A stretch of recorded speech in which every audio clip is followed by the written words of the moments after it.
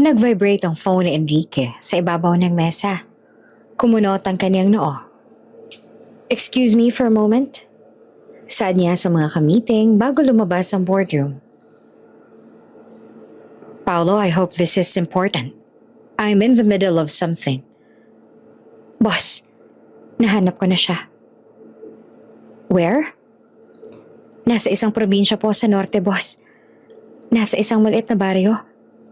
Malapit sa mga taniman ng palay. At boss, hindi lang po siyang nakita ko." "What do you mean?" "May kasama ho siyang bata, boss. Isang batang lalaki. Mga 4 na taong gulang na siguro. At boss, kamukhang kamukha ninyo. Hindi po ako pwedeng magkamali. Anak niyo siya." "Anong ginagawa niya doon? Is she okay?" "Boss, nakita ko siya. Nagbibilad ng palay. Tagabilad lang siya ng palay rito, boss. At mukhang mahirap ang kalagayan nila kumpara sa buhay niya sa Maynila. Yung bata maruming damit tsaka nakayapak lang sa bukid." "Don't let them out of your sight, Paolo. Stay there. Magpadala ka ng GPS coordinates ngayon din." "Opo, boss. Pero mukhang nakilala niya ako. Baka magtago ulit sila." "Then follow them secretly. Do not approach her again. I will be there." Pagkababa ng cellphone, bumalik si Enrique sa boardroom pero hindi para ituloy ang meeting. "The meeting is adjourned. All of you. Out." But sir, we were just about to sign." "I said out." Sigaw ni Enrique na ikinagulat ng lahat. Nang makaalis ang lahat, tinawagan niya ang kanyang private pilot. "Ready the helicopter. I don't care about the flight plan. Get the permits later. We're flying to the north. Now."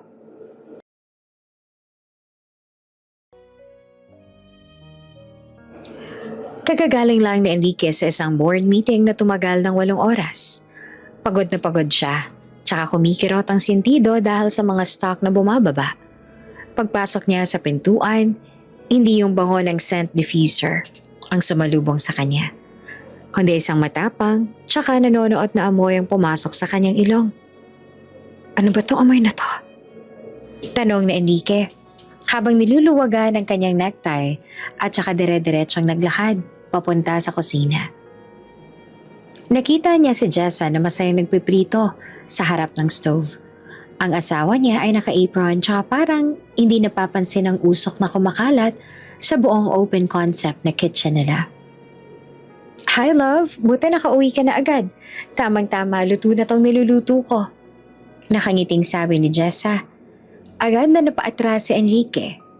Nang makita ang nakalagay sa plato, tuyong isda, maraming tuyo na bagong hango sa kawali. Yung usok nito ay kumakapit sa mga granite, countertop, at malamang ay pati sa mga kortinang gawa sa seda. "Jessa, seryoso ka ba? Tuyo?" Iritableng tanong ni Enrique. "Alam mo namang may mga guest ako na pupunta rito bukas para sa isang viewing. Yung amoy nito, hindi to basta-basta mawawala sa loob ng 1 linggo." Nawala ang ngiti sa mukha ni Jessa. "Gusto ko lang naman kumain nito, Enrique. Kanina pa ako naglalaway dito eh. Sobrang sarap kaya nito sa sinangag tsaka sa kamatis." "Pero hindi dito. Look at this place, Jessa. This is a high-end penthouse. Not a wet market. Mayaman tayo. Hindi natin kailangan na kumain ng ganyang klaseng pagkain na amoy palengke. It's low class." Medyo napataas ang boses ni Enrique dahil sa stress. "Low class?" Ulit ni Jessa, nabakas ang sakit sa boses. "Pagkain lang to, Enrique. Hindi naman nababawasan ang pagkatao ko dahil lang kumakain ako nito.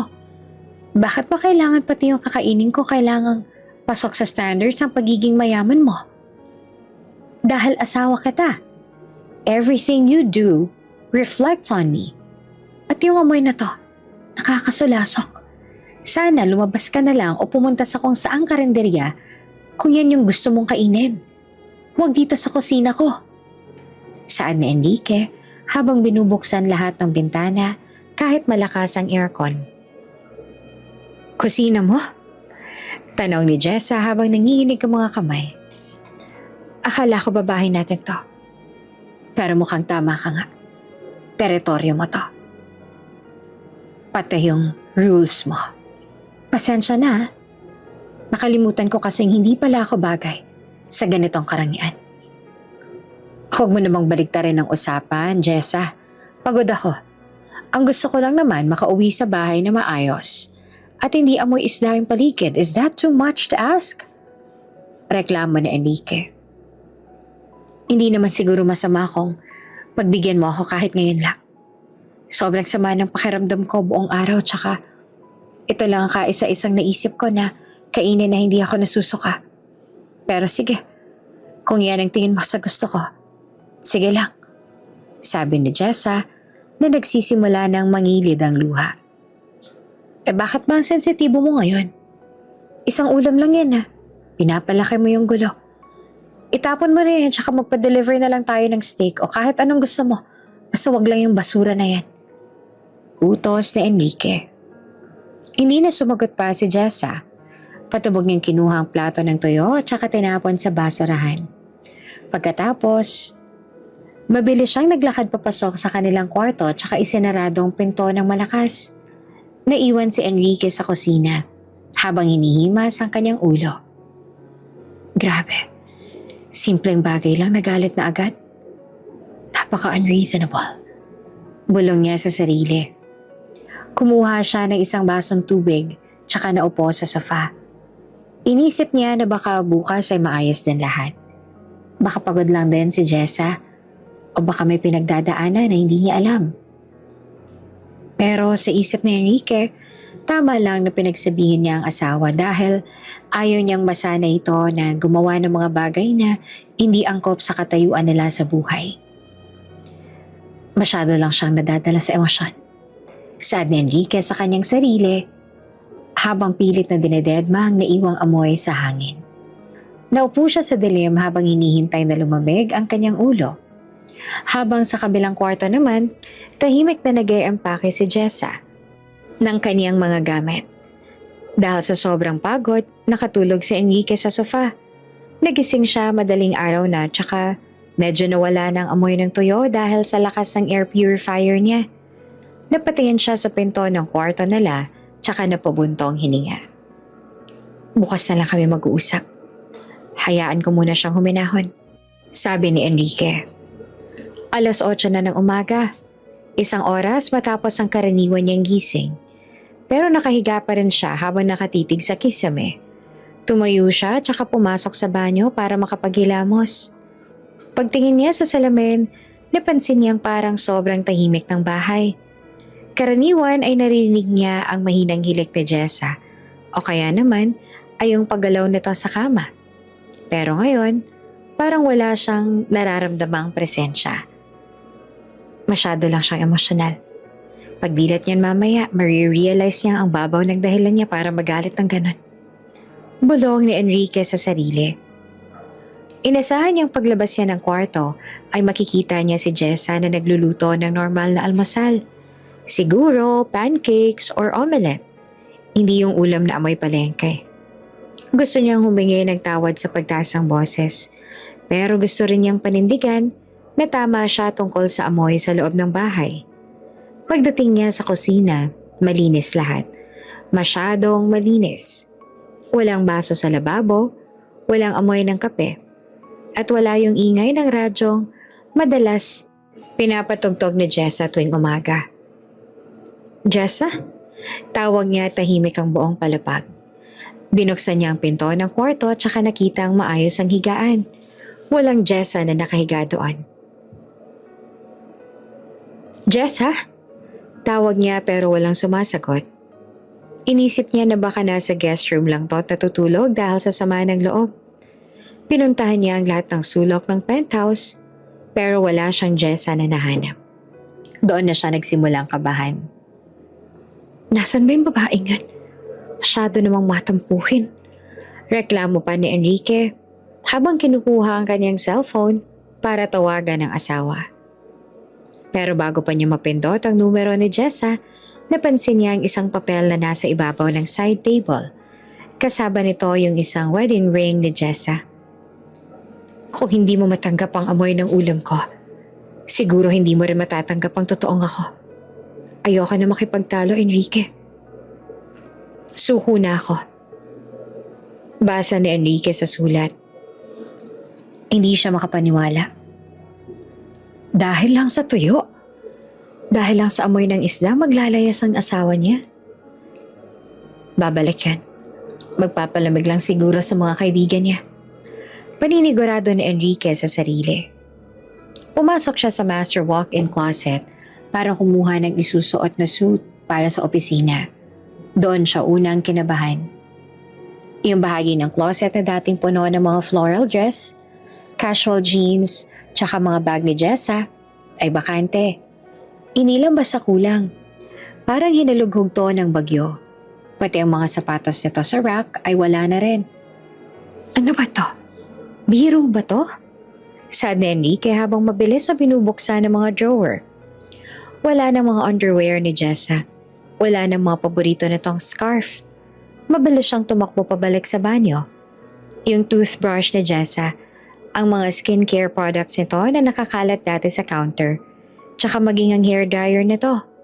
Lahat ay naglaho. Tanging ang mga mamahaling pabango na binili ni Enrique para sa asawa ang naiwan. Parang mga dekorasyong hindi man lang hinawakan. Hindi siya pwedeng umalis ng ganun lang. Sigaw ni Enrique sa loob ng walang lamang closet. Dali-dali niyang kinuha ang kanyang phone tsaka tinawagan si Jessa. The subscriber you're calling is out of coverage area. Sinubukan niya ulit. Ganun pa rin. Sinubukan niyang mag-send ang message sa iba't ibang apps. Pero isa lang nakikita niya.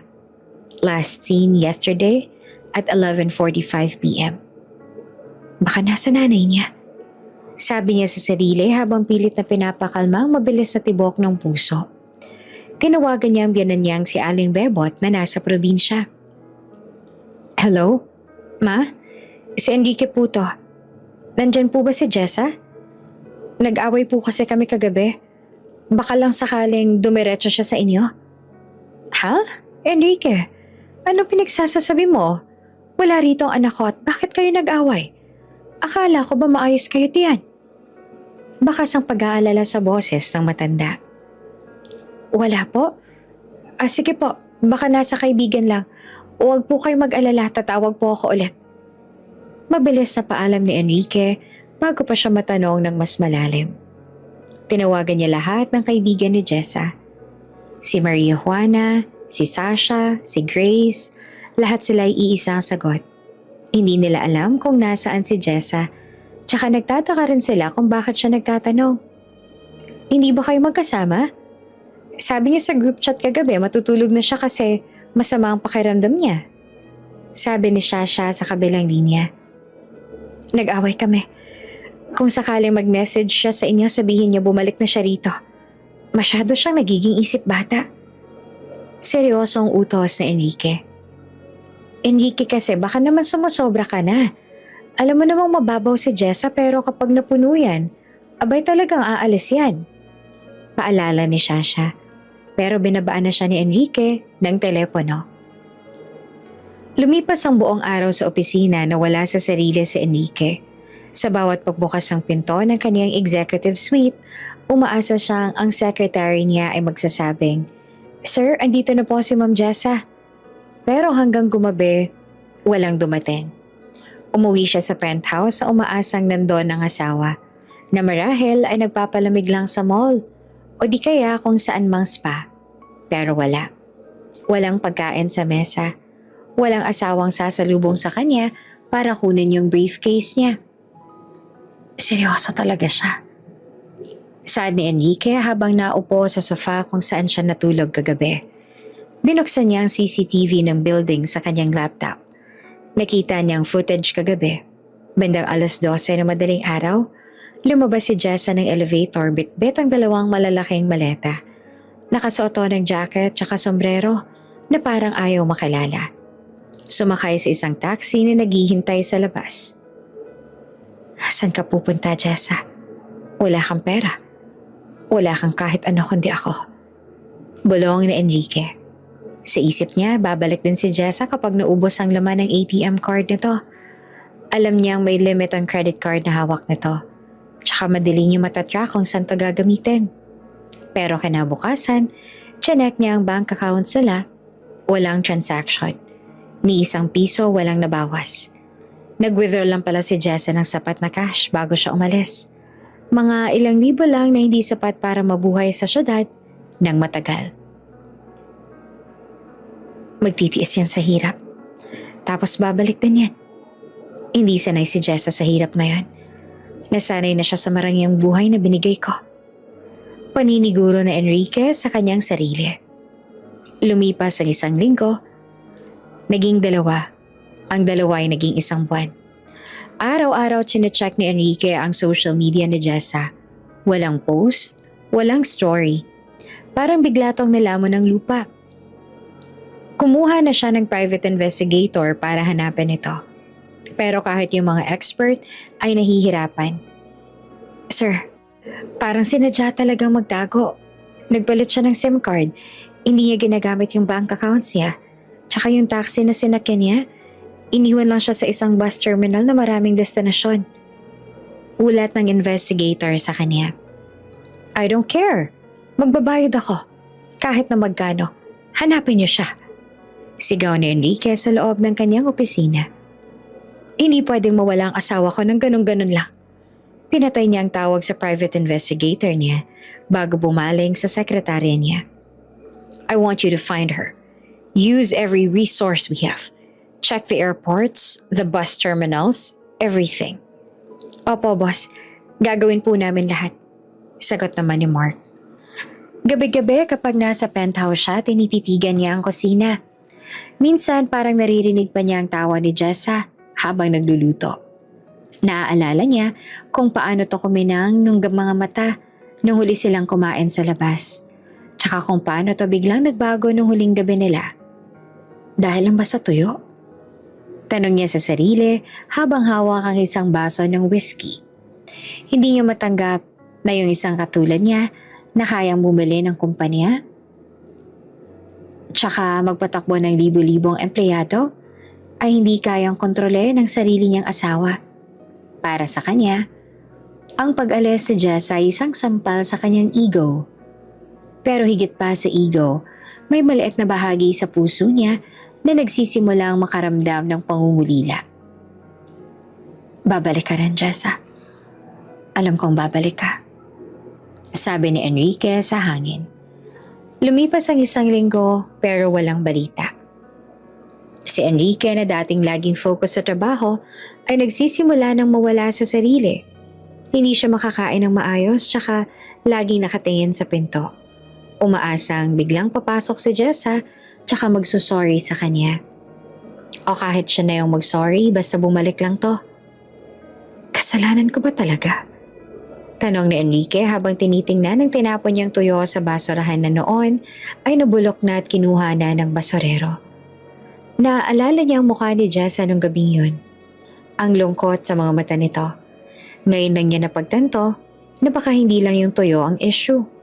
Baka matagal na tong napupuno sa kanya at ang gabing yun lang ang huling metsa. Hindi, magbabakasyon lang yan. Siguradong babalik siya kapag naubos na ang pera niya.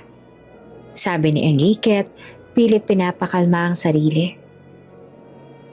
Pero yung araw ay patuloy na lumilipas. Ang mga gamit ni Jessa ay iniiwan. Ang ilang picture frames, ang paborito nitong unan, nagsimulang mag-alikabok. Inutusan ni Enrique ang mga katulong na huwag galamin ang mga yon. Gusto niyang pagbalik ni Jessa, eksakta pa rin ang lahat. Pero habang tumatagal, ang kumpiyansa ni Enrique ay unti-unting natitibag. Bawat kaluskos ng pinto ay nagpapakaba sa kanya. Umaasang si Jessa na yon.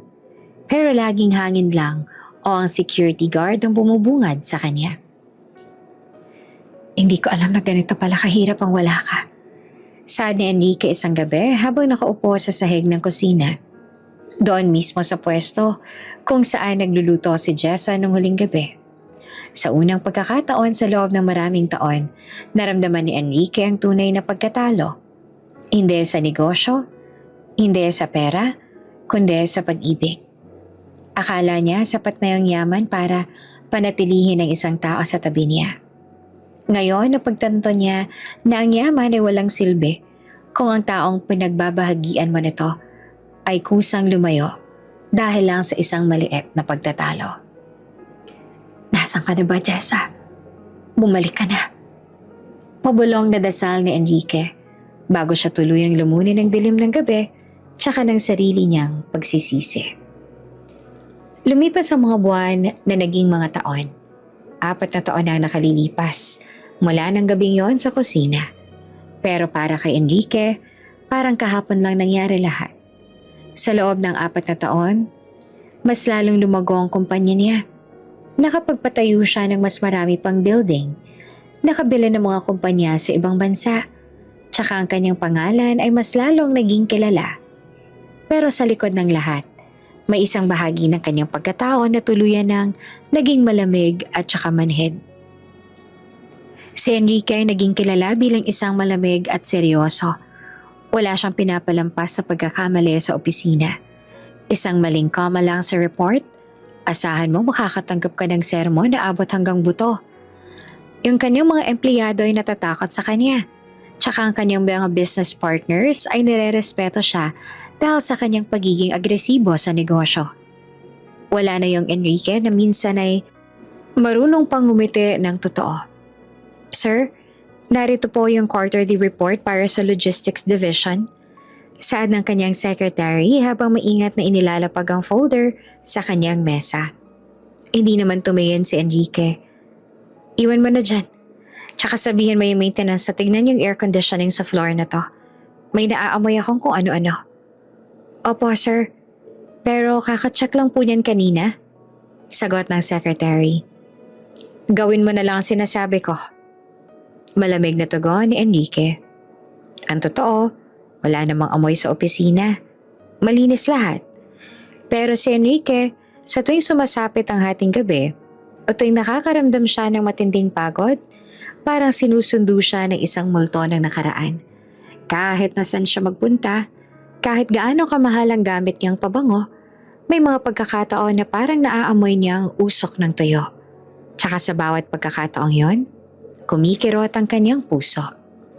Yung dating penthouse sa palaging may buhay dahil nandun si Jessa, animoy na wala ng saysay, tsaka kulay nang mawala ito.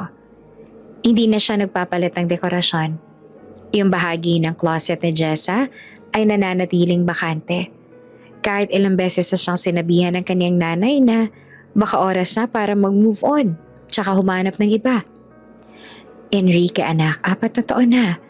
Hindi mo naman pwedeng ikulong lang sarili mo sa nakaraan. Sabi ng nanay niya habang bumibisita sa kanya isang gabi. Maraming magagandang babae mula sa mga kilalang pamilya ang gustong makilala ka. Baka oras na para magpakasal ka ulit. Hindi ko kailangan ng ibang babae, ma. Sagot ni Enrique habang nakatingin sa malayo. Sapat na sa akin ang trabaho. Pero hindi ka masaya. Nakikita ako sa mga mata mo. Simula nang umalis si Jessa, naging bato ka na. Patuloy pa ng nanay niya. Siyang umalis. Siyang sumuko. Bakit ako yung kailangang magdusa? Matigas na sabi ni Enrique pero ang totoo ay alam niya sa loob-loob niya na siyang nagtula kay Jessa palayo. Gabi-gabi, bago siya matulog, nauupo si Enrique sa harap ng kanyang bintana tsaka tinitingnan ng mga ilaw ng Maynila. Iniisip niya kung nasaan na si Jessa. Kumakain ba to ng maayos? May sabat ba tong kumot kapag malamig ang gabi? Galit pa rin ba to sa kanya? Sa loob ng 4 na taon, kumuha siya ng dose-dose ng mga investigator. Pero parang naging eksperto si Jessa sa pagtatago. Walang lead, walang balita, walang kahit anong paramdam. Minsan kapag dumadaan siya sa mga palengke o sa mga lugar na may karinderya habang nakasakay sa kotse niya, sinasadyang ibaba ni Enrique ang bintana. Hinahanap niya ang amoy na dati kinasusuklaman niya. Yung amoy ng tuyo. Sa tuwing malalanghap niya ang usok na yon mula sa malayo, hindi na siya nasusuka. Sa halip, ito na ang nagsisilbing koneksyon niya sa asawa niyang nawawala. Ito ang amoy na nagpapaalala sa kanya na sa kabila ng lahat ng kanyang yaman, may isang bagay siyang hindi kayang mabili. Ang kapatawaran ni Jessa. Mali ako. Bulong niya sa sarili habang hinahawakan ng kanyang wedding ring na nakatago sa drawer ng kanyang desk. Mali ako na hindi ko siya pinakinggan. Naging routine na ni Enrique ang paka-workaholic. Alas 5 ng umaga nasa gym na siya. Alas 7 nasa opisina. Tsaka madalas ay alas 12 na ng gabi kung umuwi. Ayaw niyang bigyan ng pagkakataon ng isip niya na mag-isip tungkol sa lungkot. Pero kahit gaano siya ka-busy, ang alaala ni Jessa ay laging nandoon. Naaalala niya kung paano to tumawa, kung paano to maglambing kapag pagod siya, tsaka kung paano to naging masaya sa mga simpleng bagay. Mga bagay na dati ay minamata niya. Isang araw, habang may kausap na kliyente sa isang restaurant, may nakita siyang isang pamilya sa kabilang table. Ang ama ay masayang pinagsisilbihan ng asawa tsaka ang kanilang maliit na anak. Nakita ni Enrique yung simpleng saya sa kanilang mga mukha. Walang suot na relo ang lalaki, tsaka ang babae naman ay walang designer bag. Pero ang kanilang tawanan ay parang mas mahalaga pa sa lahat ng assets na meron siya. Biglang naramdaman ni Enrique ang isang matinding inggit. Inggit na hindi niya inakalang mararamdaman niya. Meron naman siya ng lahat. Private jet, mga sasakyan, mansyon, pero wala siyang makausap pag-uwi. Wala siyang yayakapin pagkatapos ng isang mahabang araw. Ang tanging kasama niya lang ay ang tahimik niyang penthouse tsaka ang paulit-ulit na pagsisisi ng kanyang isipan. Sir Enrique, are you okay? Tanong ng kliyente nang mapansing natigilan siya. Bumalik sa realidad si Enrique. Yes, I'm fine. As I was saying, the deal will proceed as planned. Pero sa loob-loob niya, gusto niya nang tumayo tsaka umalis. Gusto niyang sumigaw.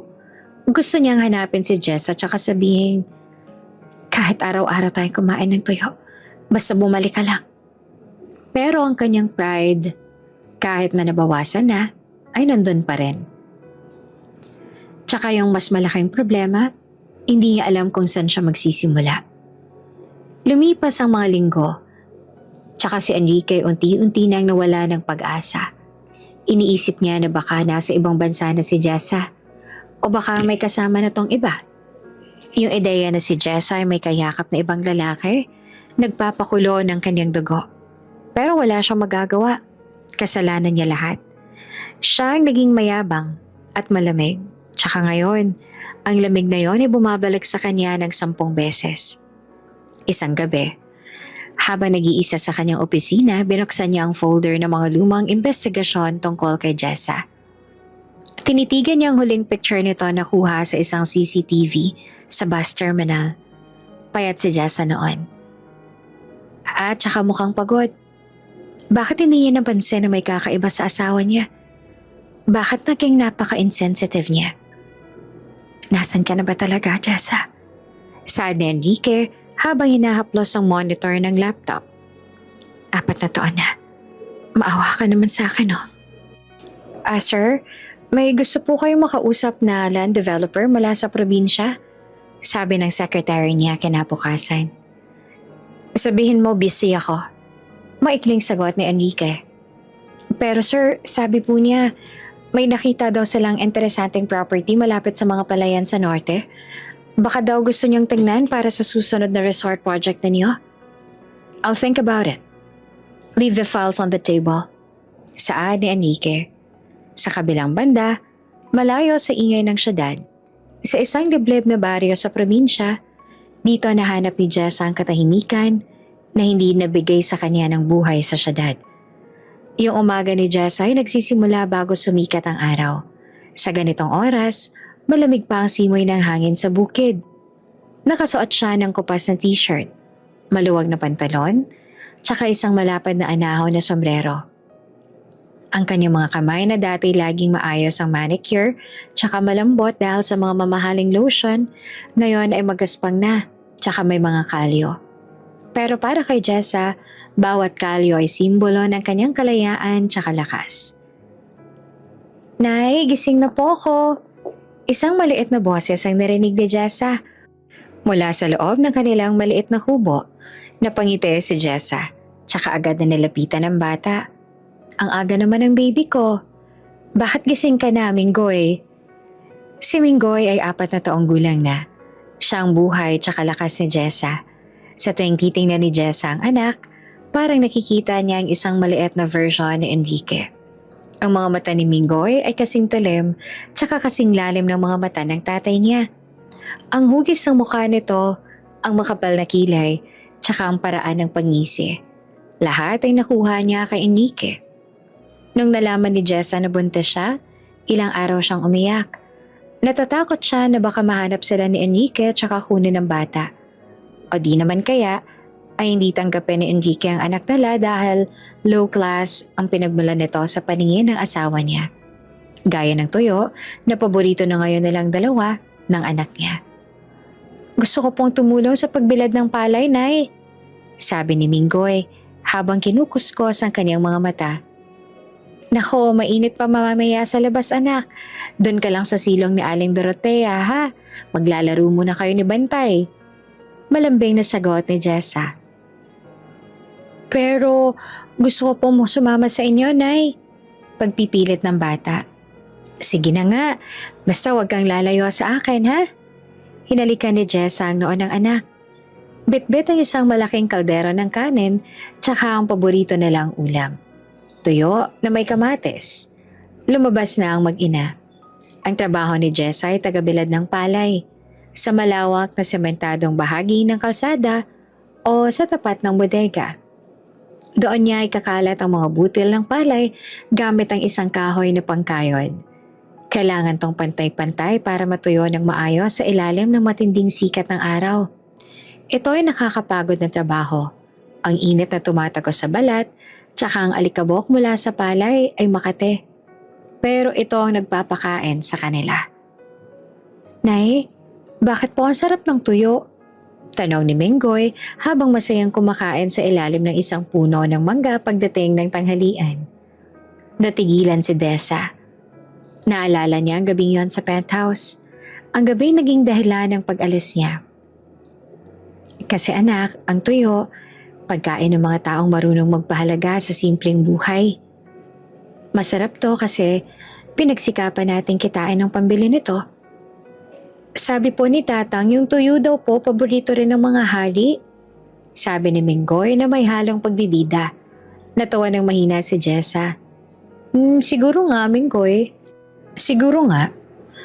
Sa loob ng 4 na taon, itinago ni Jess ang katotohanan tungkol sa ama ni Minggoy. Para sa bata, ang tatay niya ay isang bayani na nasa malayo tsaka nagtatrabaho. Ayaw ni Jessa na lumaki si Minggoy na may galit sa puso. Pero ayaw rin niyang malaman ni Enrique ang tungkol sa anak nila. Natatakot siya sa kapangyarihan ni Enrique. Alam niyang sa isang iglap lang, kayang baligtarin ng lalaki ang mundo para makuha ang gusto nito. Tsaka sa ngayon, si Minggoy ang tanging kayamanan na ayaw niyang mawala. Jessa, alika mo na rito, may bagong dating na sako ng palay. Sigaw ng kanyang kasamahan sa trabaho. Sandali lang po, tugon naman ni Jessa. Minggoy, dyan ka lang ha, huwag kang aalis sa lilim. Tumakbo si Jessa pabalik sa sementadong belaran. Yung araw ay nasa rurok na ng init. Ramdam niya ang pawis na umaagos sa kanyang likod. Ang kanyang balat ay sunog na sa araw. Malayo sa maputi at saka makinis na kutis niya noon sa syudad. Pero sa kabila ng hirap, may ngiti sa kanyang mga labi. Masaya siya rito. Walang nanghuhusga sa kanya dito. Dito, ginagalang siya dahil sa kanyang sipag. Habang nagtatrabaho, hindi naman maiwasan ni Jessa na mag-isip tungkol kay Enrique. Kamusta na kaya ito? May asawa na kaya itong iba? Galit pa rin kaya ito sa kanya? Minsan kapag nakakakita siya ng mga sasakyan na dumadaan sa highway, malapit sa baryo nila, bigla siyang kinakabahan. Iniisip niya na baka si Enrique lang yon, na baka nahanap na sila. Pero lumipas ang mga taon at walang dumarating. Siguro, Nakalimutan niya na ako. Bulong ni Jessa sa sarili. Mayaman siya. Marami siyang pwedeng ipalit sa akin. Isang utos lang niya. Libo-libong babae ang lalapit sa kanya. May kurot sa puso ni Jessa sa isiping yon. Pero pinapawi niya agad ito. Ang mahalaga sa kanya ngayon ay ang kinabukasan ni Minggoy. Gusto niya makapagtapos ng pag-aaral ang anak kahit na nagbibilad lang siya ng palay. Gusto niyang lumaki si Minggoy na may mabuting puso. Hindi katulad ng kanyang ama na minsan ay naging bulag dahil sa yaman. Nay, tignan niyo po. Ang dami ko pong nakuha na bato sa palay. Pagmamalaki ni Minggoy habang pinapakita ang kanyang maliit na palad na puno ng maliliit na bato. Ang galing naman ng anak ko. Puri pa ni Jessa. Sa bawat kilos ni Minggoy, lalong lumilitaw ang pagkakahawig nito kay Enrique. Ang paraan ng pagtindig nito, ang pagiging seryoso kapag may ginagawa, tsaka ang talino sa murang edad. Minsan, natatakot si Jessa na baka balang araw ay hanapin ni Minggoy ang tatay niya. Pero paano niya ipapaliwanag sa bata ang tungkol sa tatay niya? Pagdating ng hapon, pagod na pagod si Jessa. Ang kanyang mga binte ay nangangatal sa sobrang pagtayo tsaka paglalakad sa ilalim ng araw. Inayos niya ang mga natuyong palay tsaka nilagay sa mga sako. Pagkatapos ng trabaho, kinuha niya ang kanyang sweldo para sa araw na yon. Isang maliit na halaga pero sapat na para sa kanilang hapunan. Tara na, Minggoy, uwi na tayo. Magluluto pa si nanay ng paborito mo. Iyaya ni Jessa. Tuyo po ulit, Nay? Tanong ng bata na may kislap sa mga mata. Oo, tuyo ulit. Pero lalagyan natin ng maraming itlog ngayon kasi marami tayong natapos na palay. Nakangiting sabi ni Jessa. Naglakad ang mag-ina pa uwi sa kanilang kubo habang ang langit ay nagkukulay kahel dahil sa paglubog ng araw. Sa malayo, makikita ang mga bundok tsaka ang malawak na taniman. Ito ang buhay na pinili ni Jessa. Simple, mahirap, pero puno ng pagmamahal. Walang penthouse, walang yaman, pero may kapayapaan. Habang nagluluto si Jessa ng tuyo sa kanilang maliit na kalan, ang usok nito ay humahalo sa hangin ng probinsya. Sana na'y laging ganito, masaya tayo, sabi ni Minggoy habang kumakain sila sa sahig ng kanilang kubo. Lagi tayong magiging masaya, anak. Pangako ni nanay yan. Tugon ni Jessa. Yung umaga sa baryo ay laging napupuno ng mga talaok ng manok, mga huni ng mga ibon, tsaka mga kalansing ng mga gamit sa kusina ni Aling Dorothea sa kabilang kubo. Pero para kay Minggoy, ang pinakapaborito niyang tunog ay yung tunog ng mga butil ng palay na inihulog sa semento. Si Minggoy ay hindi basta ordinaryong bata lamang. Sa edad na 4 na taon, kapansin-pansin ang katalinuhan niya. Habang ang ibang mga bata sa kanilang edad ay abala sa paglalaro ng putik, si Minggoy naman ay madalas makitang nakaupo sa tabi ni Jessa habang pinapanood ang bawat galaw nito. Inoobserbahan niya kung paanong kinakayod ng nanay niya ang palay para maging pantay ang pagkakatuyo nito. Minsan sinusubukan din niyang humawak ng maliit na kahoy para tumulong. Kahit na ang totoo, mas marami pa siyang nagugulong palay kesa sa naaayos.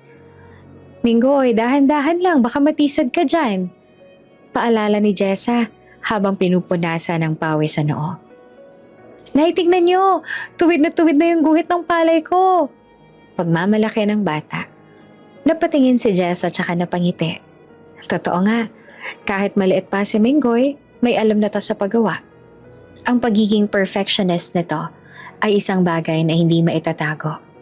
Isang katangiang nakuha nito sa tatay niyang si Enrique.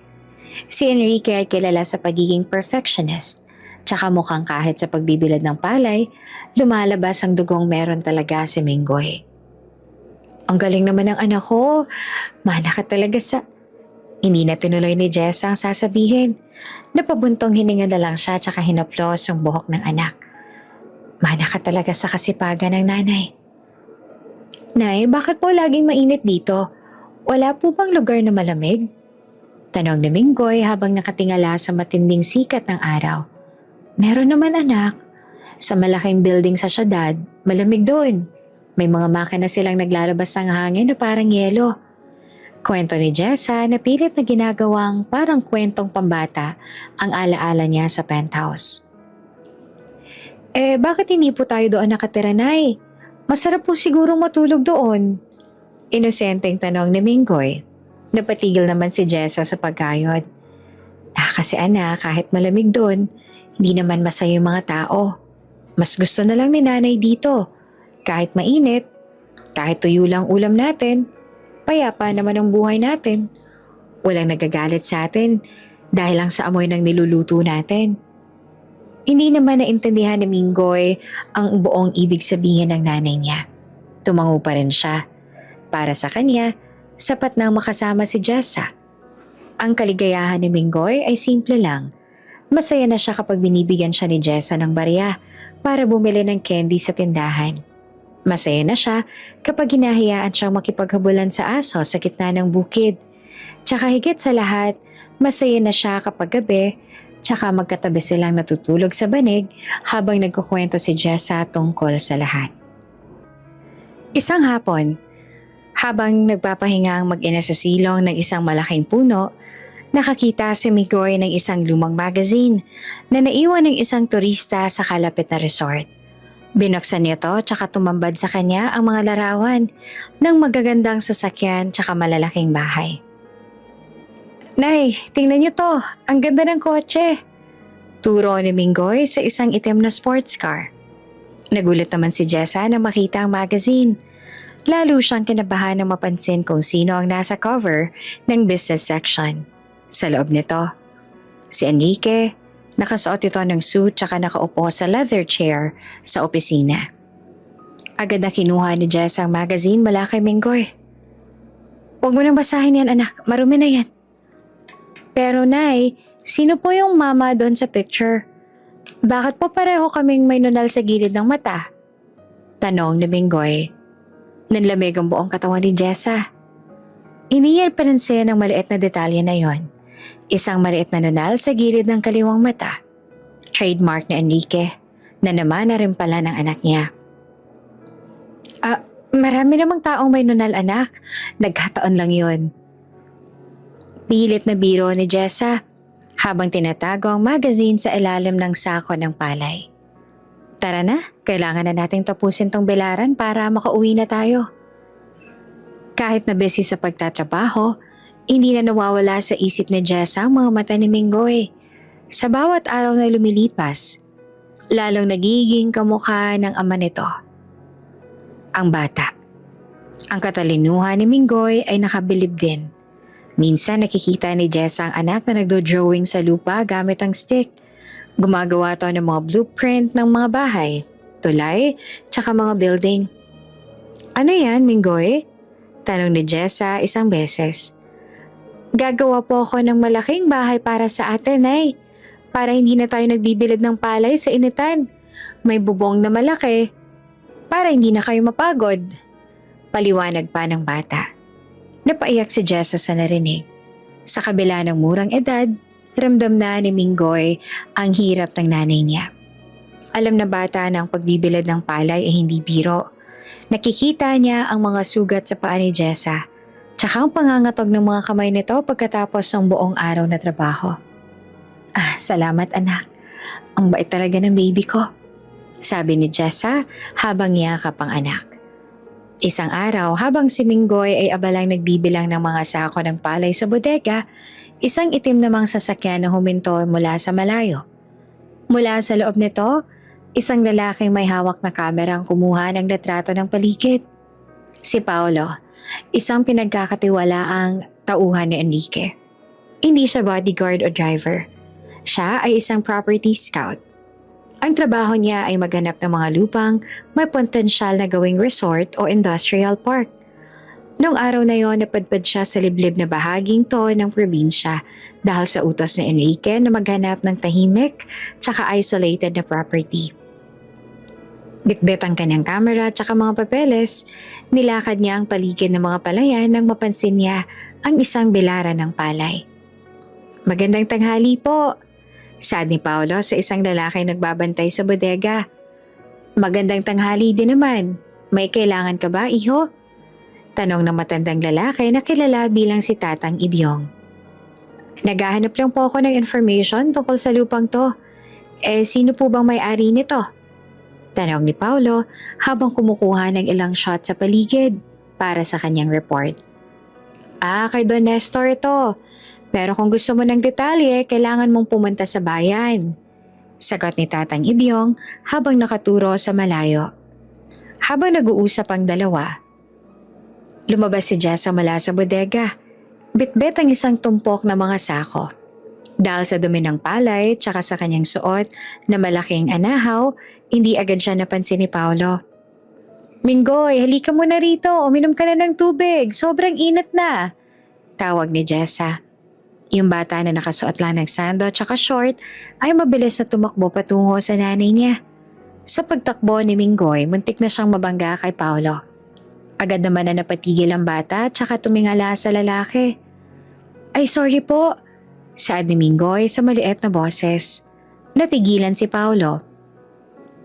Parang tumigil din ang mundo niya nang makita ang mukha ng bata, ang mga mata, ang kilay, tsaka maging ang paraan ng pagtindig. Hindi siya pwedeng magkamali. Araw-araw niya nakikita si Enrique sa opisina, tsaka ang batang nasa harap niya ay parang pinalit na berasyon ng kanyang boss. Lalo siyang kinabahan nang mapansin ang maliit na nunal sa gilid ng mata ng bata. Anak, tara na. Mabilis na lumapit si Jessa tsaka hinila si Minggoy. Nang magtagpo ang mga mata ni na Jessa tsaka Paulo, parang binuhusan ng malamig na tubig ang lalaki. Kahit nasunog ang balat ni Jessa, tsaka nakasuot to ng pangmagsasaka, kilala niya ang mukha ng dating asawa ni Enrique. Yung mga litrato ni Jessa ay nakapaskil pa rin sa missing persons file sa opisina ni Enrique na hindi kailanman tinanggal. Ma'am, Jessa? Pabulong na saad ni Paulo. Sapat lang para marinig ni Jessa. Nadigas naman si Jessa sa kanyang kinatatayuan. Hindi siya sumagot. Sa halip ay binuhat niya si Minggoy tsaka mabilis na naglakad palayo. Papasok sa mas madidilim na bahagi ng bodega.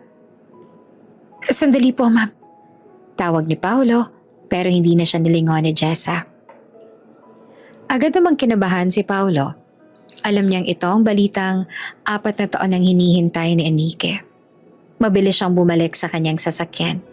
Nanginginig ang mga kamay habang binubuksan ang kanyang laptop. Kinuha niya ang kamera tsaka tiningnan ang mga huling litratong nakuha niya. Doon, sa isang accidental shot, malinaw na malinaw ang mukha ni Minggoy habang tumatakbo. Tsaka sa background ay makikita ang malabong anyo ni Jessa na nakatingin sa bata. Sigurado to. Hindi ako pwedeng magkamali. Saad ni Paulo sa sarili. Kinuha niya ang kanyang cellphone. Alam niyang hindi siya dapat dumaan sa secretary. Kailangan niyang direktang tawagan si Enrique. Sa kabilang banda, si Enrique naman ay kasalukuyang nasa gitna ng isang napakahalagang meeting tungkol sa isang bagong deal. Nag-vibrate ang phone ni Enrique sa ibabaw ng mesa.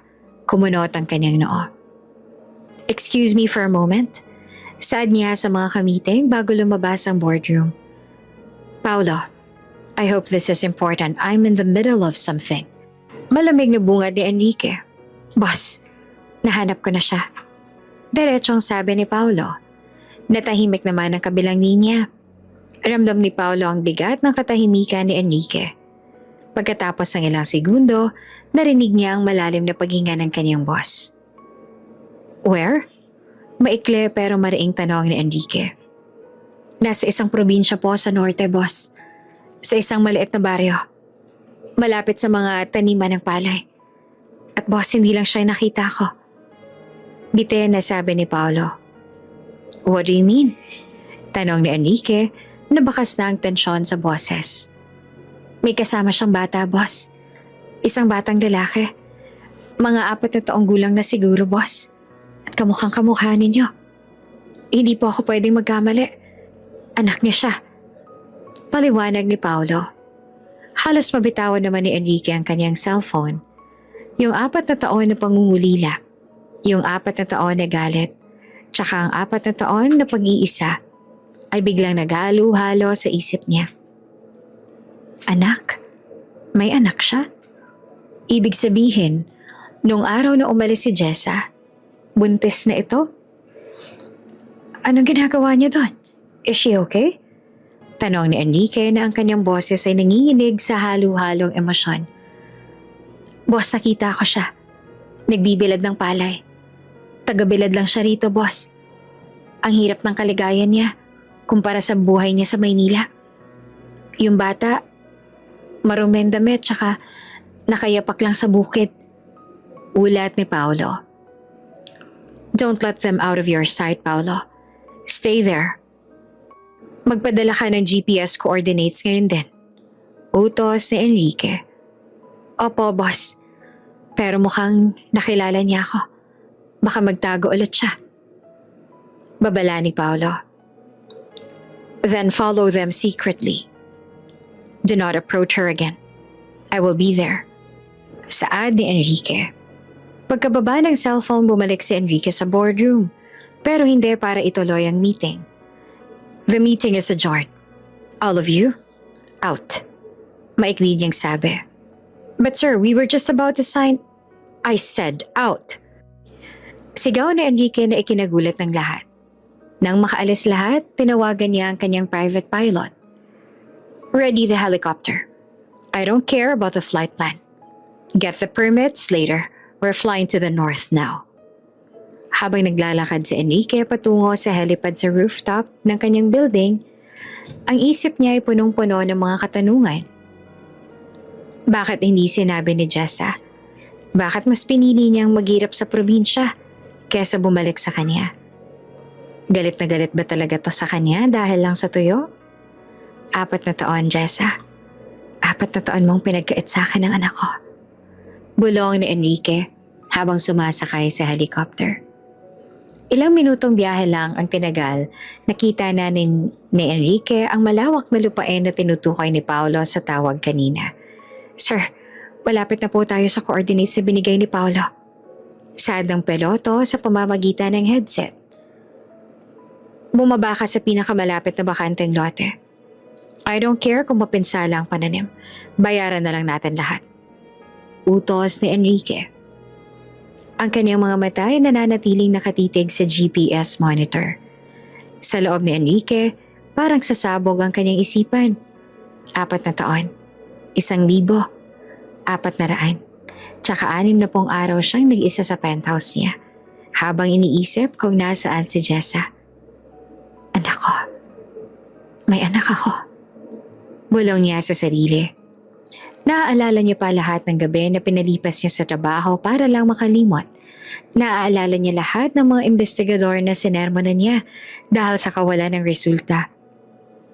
Ngayon, nasa ilalim lang pala siya ng langit na to. Nagtatago sa gitna ng mga palayan. Namumuhay ng simple habang siya'y nalulunod sa yaman na walang saysay. Ang galit niya kay Jessa dahil sa pagtatago ay unti-unting napalitan ng galit sa kanyang sarili. Bakit niya hinayaang umabot sa ganito? Sa probinsya naman, hindi mapakali si Jessa. Alam niyang panganib ang pagdating ng lalaking yon. Minggoy, mag-impake tayo. Aalis tayo ngayon din. Sabi ni Jessa habang mabilis na nilalagay ang kanilang kakaunting gamit sa isang sako. Bakit po, Nay? Saan po tayo pupunta? Hindi pa po tayo naghahapunan. Tanong ng batang nagugulahan. Basta anak, kailangan nating lumayo. May masamang tao na baka kumuha sa atin. Sagot ni Jessa na ang mga mata ay puno ng luha. Pero bago pa man makalabas ang baryo si Jessa, narinig na nila ang isang malakas na tunog mula sa langit. Nang magsimulang bumaba ang helicopter, ang hangin mula sa LEC tumatama sa lahat. Ang mga palay na inilaan para patuyuin ay nagsiliparan. Ang mga taga-baryo ay nagtakbuhan palapit. Ang iba naman ay may bitbit na itak dahil sa takot. Ang iba naman ay manghang-mangha sa malaking sasakyang lumilipad. Pero si Enrique, wala siyang pakialam sa gulo.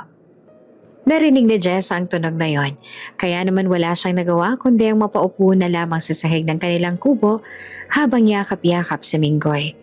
Alam niya ang tunog na yon, iisang tao lang ang kilala niyang darating ng ganong kagarbo tsaka kabilis. Pagkapatay ng makina, hindi niya na hinihingi ang tulong ng kanyang mga bodyguard. Binuksan niya ang pinto tsaka tumalon pababa. Ang kanyang mga mamahaling sapatos ay agad na lumubog sa malalambot na lupa ng probinsya. "Boss, dito po!" Sigaw ni Paulo na tumatakbo palapit sa kanya. "Nasaan sila?" Mariing tanong ni Enrique. Hindi na nag-abalang mag-hello. "Oops! May break muna. Gusto mo bang ma-shoutout dito sa channel ni Ate Jane? Mag-comment lang ng lesson you learned from the latest story uploaded. Dahil pipili kami ng isang best comment of the day para i-shoutout sa susunod na upload. Kaya huwag kalimutang mag-iwan ng lesson you learned after you watch this video. Maraming salamat! Shoutout nga pala kana Rowena De Leon from Ternate, Cavite, Nancy Pineda from California, USA, at Flor Cabrera from Santa Rosa, Laguna. Sa ating mga taga-subaybay, paki-comment naman po sa baba kung taga saan kayo para alam ko kung hanggang saan umaabot ang mga kwento ni Ate Jane at para ma-shoutout ko rin kayo sa mga susunod pa nating mga kwento. Maraming salamat sa pakikinig. Nasa loob po ng kubong yon, boss. Nakita ko silang pumasok kanina nung marinig nilang helicopter. Mukhang balak pa nilang mag-impake tsaka tumakas ulit. Turo ni Paulo sa isang maliit, luma, pero malinis na kubo sa dulo ng belaran. Naglakad si Enrique ng mabilis. Bawat hakbang niya ay puno ng determinasyon. Nang makarating siya sa tapat ng kubo, huminto siya. Nanginginig ang kanyang kamay na itinaas sana para kumatok. Sa loob ng 4 na taon, naging matapang siya sa harap ng mga pinakamalalaking kalaban sa negosyo. Pero sa harap ng isang pintuang gawa sa kawayan, parang nawalan siya ng lakas. "Jessa," tawag niya at ang kanyang boses na dati laging dominante ay naging basag tsaka puno ng pagsusumamo. "Jessa, alam kong nandyan ka. Buksan mo to, please." Katahimikan naman ang sumagot sa kanya. Pero narinig niya ang mahinang hikbe mula sa loob. Tsaka ang isang maliit na boses na nagtatanong ng, "Nay, sino po ang tumatawag sa inyo? Bakit po kayo umiiyak?" Ang boses na yon, para tong kidlat na tumama sa puso ni Enrique. Iyon ang boses ng kanyang anak. Hindi siya nakapaghintay. Itinulak niya ang pinto. Hindi ito na-lock. Tsaka dahil sa luma ng bisagra, madali itong bumukas. Tumambad sa kanya ang isang imaheng kailanman ay hindi niya malilimutan. Si Jessa na nakasuot ng kupas na damit, nakayakap ng mahigpit sa isang batang lalaki. Ang bata ay nakatago sa likod ng nanay niya, pero sapat na ang nakita ni Enrique para manigas sa kanyang kinatatayuan. Yung bata ay may mga matang eksaktong katulad ng sa kanya. Matalim, matalino, tsaka puno ng kuryosidad. Tsaka ang nunal sa gilid ng mata. Wala nang duda. "Enrique," bulong na Jessa na ang luhay tuloy-tuloy nang umaagos sa kanyang pisngi. "Bakit ka andito? Paano mo kami nahanap?" "Bakit hindi mo sinabi, Jessa?" Tanong naman ni Enrique na ang kanyang paningin ay nakatutok lang sa bata. 4 na taon. 4 na taon mong pinagkait sa akin ng anak ko. Bakit kailangan dito kayo tumira? Sa ganitong lugar? Nagbibilad ng palay? Dahil dito kami ligtas." Sigaw ni Jessa habang pilit na pinapatayo si Minggoy. "Dahil dito, walang nanlalait sa amin. Walang nagsasabing low class ang gusto namin kainin. Dito, Enrique, tao kami. Hindi kami extension ng image mo." Hindi naman nakasagot si Enrique. Bawat salita ni Jessa ay parang sampal sa kanya. Tiningnan niya ang paligid ng kubo. Isang maliit na mesa, isang banig sa sulok, tsaka isang tumpok ng tuyo sa isang plato. Dahan-dahang lumapit si Enrique pero agad na humarang si Jessa. "Huwag kang lalapit. Huwag mong kukunin ang anak ko." "Hindi ko siya kukunin, Jessa." Mahinahong sabi ni Enrique habang dahan-dahang lumuluhod para maging kapantay ng paningin ng bata. Gusto ko lang siyang makita." Si Minggoy ay dahan-dahan namang sumilip mula sa likod ni Jessa. Tiningnan niya ang lalaking nasa harap niya. Ang lalaking nakasuit, ang lalaking may helicopter, ang lalaking kamukhang kamukha niya sa magazine na nakita niya.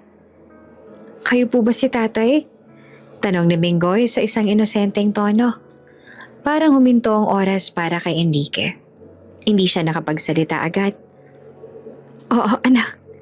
Sa wakas ay nasabi ni Enrique, habang ang mga luha na 4 na taon niyang pinigilan ay nagsimulang pumatak. "Ako ang tatay mo." Lumipas ang ilang minuto ng katahimikan sa loob ng kubo. Tanging iyon ang tunog lang ng hangin sa labas ang naririnig. 4 na taon ako naghintay, Jessa." Muling pagsisimula ni Enrique. 4 na taon ako naghanap. Akala ko nahanap ko na lahat ng success na gusto ko, pero nung narinig ko kay Paolo na may anak ako, nung malaman kong tagabilad ka lang dito, hindi ko mapaliwanag ang sakit. Sakit? Natatawang sabi ni Jessa. Mas masakit yung iparamdam mo sa asawa mo na basura siya dahil lang sa ulam na gusto niya. Mas masakit ang malamang mas mahalaga sa iyo ang pangalan mo kesa sa nararamdaman ko. Alam ko at humihingi ako ng tawad sa lahat ng sinabi ko sa iyo noon, sabi ni Enrique. Lumabas muna si Jessa sa kubo para bigyan ng pagkakataon si Enrique na makasama si Minggoy. Habang siya naman ay nakaupo sa hagdan ng kawayan habang nakatingin sa helicopter na sumira sa katahimikan ng kanilang bukid. Sa loob, dahan-dahang hinawakan ni Enrique ang maliit na kamay ni Minggoy. Ang bata ay hindi natakot. Sa halip, hinawakan din ito ang kamay ng tatay niya. Nananatiling nakaluhod si Enrique sa harap ni Minggoy. Ang kanyang suit ay may mantsa na ng putik tsaka alikabok. Pero parang wala siyang pakialam. Ang kanyang mga mata ay hindi na maalis ang tingin sa bata. Hinawakan ni Minggoy ang necktie ni Enrique habang tinitingnan ng tela nito na hindi niya kailanman nahawakan sa buong buhay niya. "Bakit po kayo umiiyak, tatay?" Tanong ni Minggoy. Pinunasan ni Enrique ang kanyang mga mata gamit ang likod ng kanyang palad. "Umiiyak ako kasi masaya ako, anak. Masaya ako kasi nahanap ko na kayo ng nanay mo." Tumayo si Jessa mula sa hagdanan, tsaka pumasok muli sa loob. Ang kanyang muka ay matigas habang pilit na tinatago ang takot na nararamdaman. "Enrique, tama na yan. Nakita mo na siya. Alam mo ng totoo. Ngayon, pwede ka na bang umalis? Gugulahin mo lang naman ang buhay namin dito eh." Tumingin si Enrique kay Jessa, tsaka sa unang pagkakataon, nakita ni Jessa ang pagsuko sa mga mata ng kaniyang asawa. "Hindi ako aalis nang wala kayo, Jessa. Hindi ko nahahayaang lumipas ang isa pang araw na hindi ko kayo kasama. At ano, dadalhin mo kami sa penthouse mo para laitin mo ulit?" Asik ni Jessa. "Tingnan mo ang sarili mo, Enrique. Tingnan mo ang paligid mo. Hindi kami bagay sa mundo mo. Si Minggoy, lumaki siya sa putikan, sa initan, tsaka sa amoy ng tuyo. Sa tingin mo ba matatanggap mo yun?" "Jessa, nagbago na ako," mahinang sabi ni Enrique. "Yung mga kataong katulad mo, hindi nagbabago sa loob ng 4 na taon." Sagot ni Jessa. "Ang yaman mo, yung pride mo, yan ang buhay mo. Kami? Kami lang yung low class na asawa tsaka anak na ikinakahiya mo." Bago pa makasagot si Enrique, may isang matandang lalaki na lumapit sa pinto ng kubo. Si Tatang Ibyong, ang matandang nagbabantay sa bodega. "Jessa, ayos lang ba kayo rito? Sino ba tong mga taong to na nagdala ng malaking ibon sa bilaran?" "Ayos lang po, Tatang. Asawa ko po siya." Maikling sagot ni Jessa na ikinagulat ni Tatang Ibyong. "Asawa? Akala ko ba?" Hindi na tunuloy ng matanda ang sasabihin nang makita ang tindig ni Enrique. Lumingon si Enrique kay Tatay Ibyong tsaka tumango bilang paggalang. Isang bagay na bihira niyang gawin. "Pasensya na po sa gulo, Tatang. Babayaran ko po lahat ng palay na nasira ng helicopter." Saad ni Enrique. Hindi pera ang kailangan namin dito, iho. Ang kailangan namin, katahimikan. Kung balak mong saktan si Jessa tsaka ang bata, mas mabuti pang umalis ka na bago pa ako tumawag ng mga kasama ko. Bantaan ng matanda habang hawak ang kanyang karet. Napangiti naman na mapait si Enrique. Wala ho akong balak na saktan sila. Sila ang buhay ko. Bumaling muli si Enrique kay Jessa. Hayaan mo ako magpaliwanag. Hindi ako pumunta rito para makipag-away. Pumunta ako rito kasi nung marinig kong nagbibilad ka lang ng palay para mabuhay, gumuho ang mundo ko. Hindi dahil kinakahiya ako ang trabaho mo, kundi dahil naisip ko kung gaano ako kawalang kwenta bilang asawa tsaka ama na hinayaan kayong dumanas ng ganitong klase ng hirap. Hirap nga to para sa akin, Enrique. Mas mahirap pang nakatira ako sa ginto. Pero parang nakakulong ako sa hawla. Dito nakakahinga ako. Dito hindi ako pinandidirihan ng lahat ng tao. Malaya ako rito, Enrique. Sa labas, ang mga bodyguard ni Enrique pilit na pinapalayo ang mga bata sa helicopter. Si Mingoy naman ay dahan-dahang lumabas ang kubo. Bitbit ang kanyang paboritong laruang gawa sa lata ng sardinas. Pinanood ni Enrique ang anak habang naglalakad patungo sa helicopter.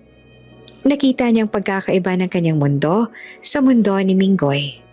Ang kanyang anak ay masayang naglalaro sa gitna ng alikabok habang walang kamalay-malay na ang lalaking nasa loob ng kanilang kubo ay kayang bilhin ng buong bayan kung gustuhin man ito. Jessa, please mag-usap tayo ng maayos. Kahit para lang kay Mingoy. Pagsusumamo ni Enrique. Look at him. He deserves a better life. He deserves to go to the best schools. To have everything he needs. At yan na naman tayo sa better life mo. Elaine de Jessa. Yung better life para sa'yo. Material na bagay. Yung better life para sa amin. Yung walang nanghuhusga sa amin. Si Mingoy. Masaya siya rito. Nakikita mo ba yung mga kalaro niya? Hindi niya kailangan ng gadgets para ngumiti. Pero kailangan niya ng ama. Giet ni Enrique. Natahimik si Jessa. Iyon ang katotohanan hindi niya maitatanggi. Sa loob ng 4 na taon, nakita niya kung paano maghanap si Mingoy ng isang tatay figure. Tuwing nakikita nito ang ibang bata na kinakalang ng kanilang mga ama, tumatahimik si Mingoy. Tsaka tumitingin sa malayo. 4 na taon siyang walang ama, Enrique. At naging maayos naman kami. Sabi ni Jessa pero halatang panginginig sa kanyang boses. Dahil matatag ka. Pero hindi mo naman kailangang maging mag-isa habang buhay. Sabi ni Enrique. Habang dahan-dahang hinahawakan ng balikat ni Jessa, sa pagkakataong to, hindi na umiwas si Jessa. Patawarin mo ako sa lahat ng kayabangan ko. Patawarin mo ako kung naging bulag ako sa tunay na mahalaga noon. Sa labas, biglang umulan. Isang mabilis tsaka malakas na buhos ng ulan na karaniwan sa probinsya tuwing hapon. Agad na nagtakbuhan ng mga tao, tsaka si Jessa ay mabilis na lumabas para kunin si Mingoy. Pero bago pa siya makarating sa bata, nakita niyang binuhat na ni Enrique sa Mingoy. Tsaka tumakbo pabalik sa silong ng bodega. Sinundan sila ni Jessa. Doon sa loob ng bodegang amoy palay tsaka alikabok, nakita niya si Enrique na pinupunasan ng buhok ni Mingoy gamit ang sarili nitong panyo. Ang dalawa ay nagtatawanan habang pinapanood ang patak ng ulan sa bubong ng yero. Ang lakas po ng ulan, tatay. Sabi ni Mingoy. Oo nga anak, pero ligtas tayo rito. Sagot naman ni Enrique habang nakayakap sa bata. Nanonood si Jessa mula sa malayo. Iyon ang eksenang matagal niya nang pinapangarap, pero sabay na kinatatakutan. Ang makitang maayos ang mag-ama niya. Pero sa kabila ng tamis ng tagpong yon, alam ni Jessa na ang pagdating ni Enrique ay may dalang bagyo sa kanilang seguridad. Natatakot siya na kapag sumama sila, baka muling bumalik ang lumang Enrique. Kapag nawala na yung excitement ng pagkikita nilang dalawa ng anak niya. Hindi kami sasama sa'yo sa Maynila, Enrique. Sabi ni Jessa nang lumapit siya sa dalawa. Kung gusto mong maging parte ng buhay ni Minggoy, kailangan mong patunayan na kaya mong mabuhay sa mundo namin. Hindi mo kami pwedeng piliting pumasok ulit sa mundo mo. Napatigil si Enrique. Tiningnan niya ang paligid ng bodega, ang maputik na daan sa labas, tsaka ang ulan na parang walang balak tumigil. Pagkatapos ay tiningnan niya ang kanyang anak na masayang nakasandal sa kanyang binti. Sige, maikling sagot ni Enrique. Anong sige? Tanong ni Jessa.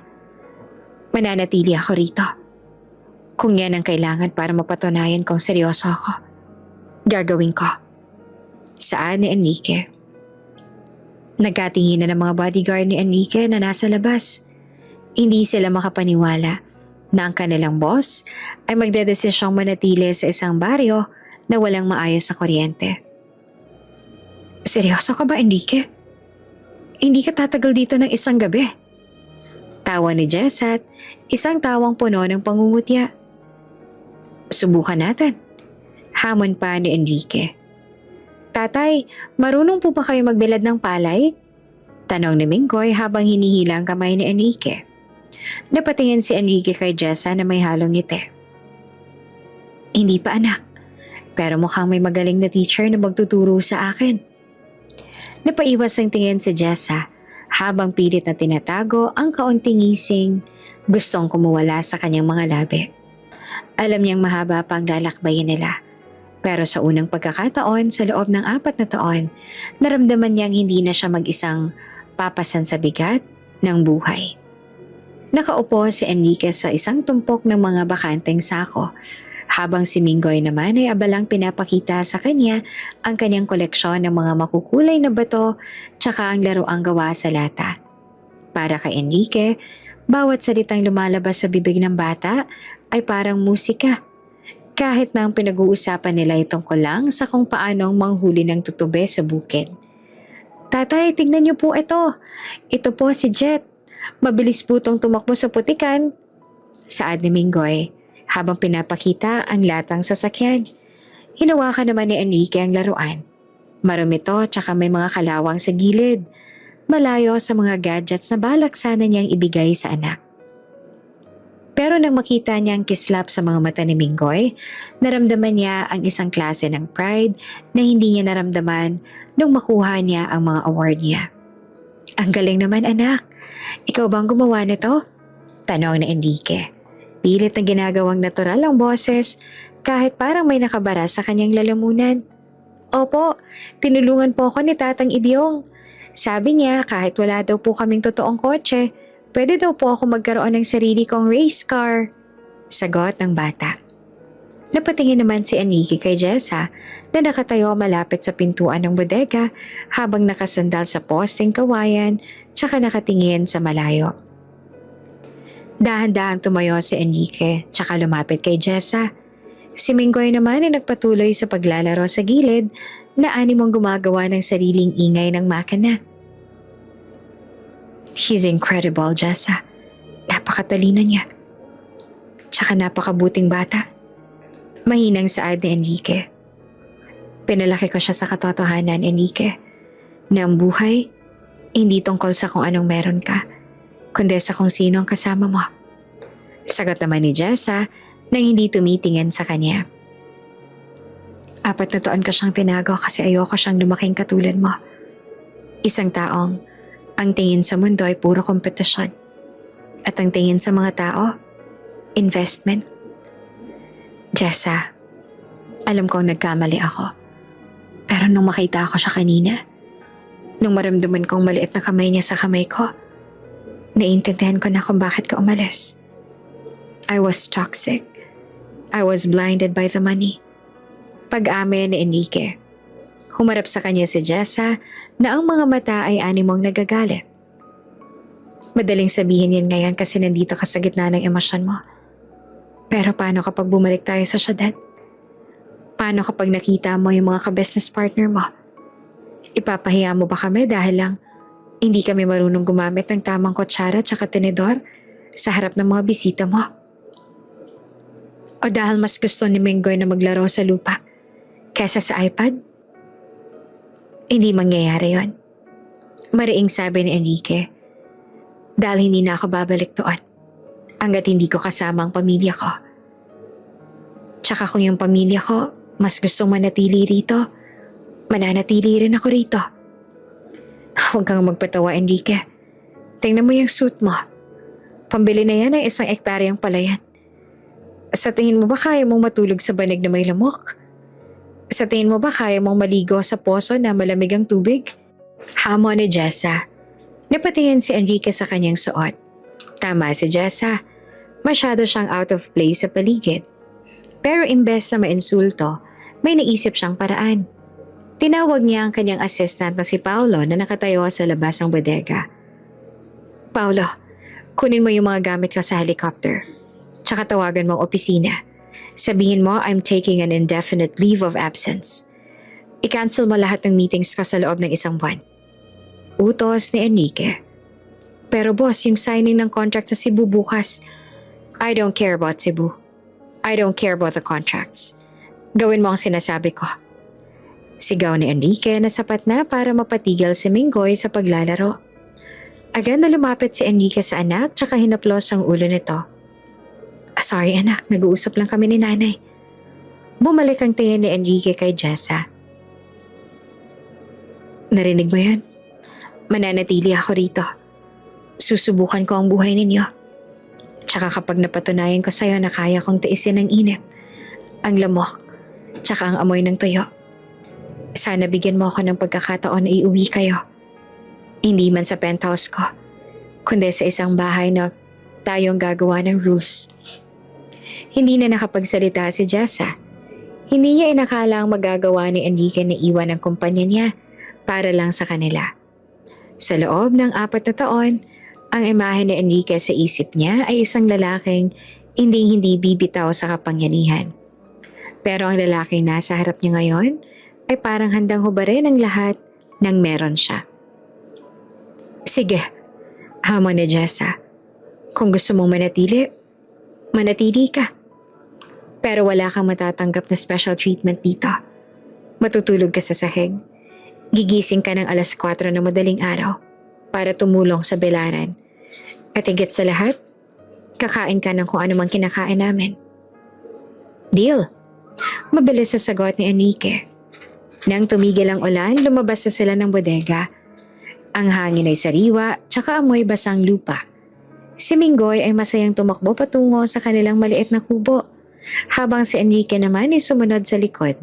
Bitbit ang kanyang briefcase tsaka ang suit jacket na isinampay na lang niya sa kanyang balikat. Pagdating sa kubo, dahan-dahang pumasok si Enrique. Maliit lang ang espasyo. Isang maliit na sala na nagsisilbing tulugan. Isang maliit na kusina sa gilid, tsaka isang banyo na sa labas pa makikita. Nang makita niya ang mga drawing ni Minggoy na nakadikit sa dingding na kawayan, naramdaman niya ang isang klase ng init sa puso na hindi kayang ibigay ng kung ano. Dito ka matutulog. Turo ni Jessa sa isang bahagi ng sahig na may nakalatag na manipis sa banig. Minggoy, kunin mo yung una ni tatay mo doon sa aparador. Opo, nanay. Masiglang sagot ng bata. Naupo si Enrique sa banig. Matigas to tsaka medyo makati sa balat. Pero hindi siya nagreklamo. Tumingin siya sa bintana tsaka nakita ang helicopter na unti-unti nang lumilipad palayo. Bitbit ang kanyang bodyguard tsaka si Paolo. Iniwan lang nila yung ilang perasong damit at maliban doon, wala na. Gabi na, magluluto na ako ng hapunan. Saad ni Jessa. Pumasok si Jessa sa kusina tsaka nagsimulang mag-asikaso. Maya-maya, ang pamilyar na amoy ay muling namutawi sa buong kubo. Ang amoy na naging dahilan ng kanilang paghihiwalay, 4 na taon na ang nakalilipas. Ang amoy ng pinipritong tuyo. Sinadya ni Jessa na lakasan ang apoy para mas lalong kumalat ang usok. Gusto niyang makita kung mandidiri ba ulit si Enrique. Gusto niyang subukin ang limitasyon nito. Lumapit si Enrique sa kusina tsaka tumayo sa likod ni Jessa. Pinanood niya ang asawa habang maingat na binabaliktad ang mga tuyo sa kawali. Wala na siyang nararamdamang inis. Sa halip, ang amoy na yon ay parang naging amoy ng kapatawaran. Bakit ka nakatingin? Tanong ni Jessa nang hindi lumilingon. Naalala ko lang, yung huling gabi natin sa penthouse. Mahinang sabi ni Enrique. Sana pala nung oras na yon, kumuha ako ng kanin tsaka nakisala sa'yo. Sana naintindihan ko yung ulam na to. Hindi lang pagkain. Ito ang simbolo ng pagiging totoo mo.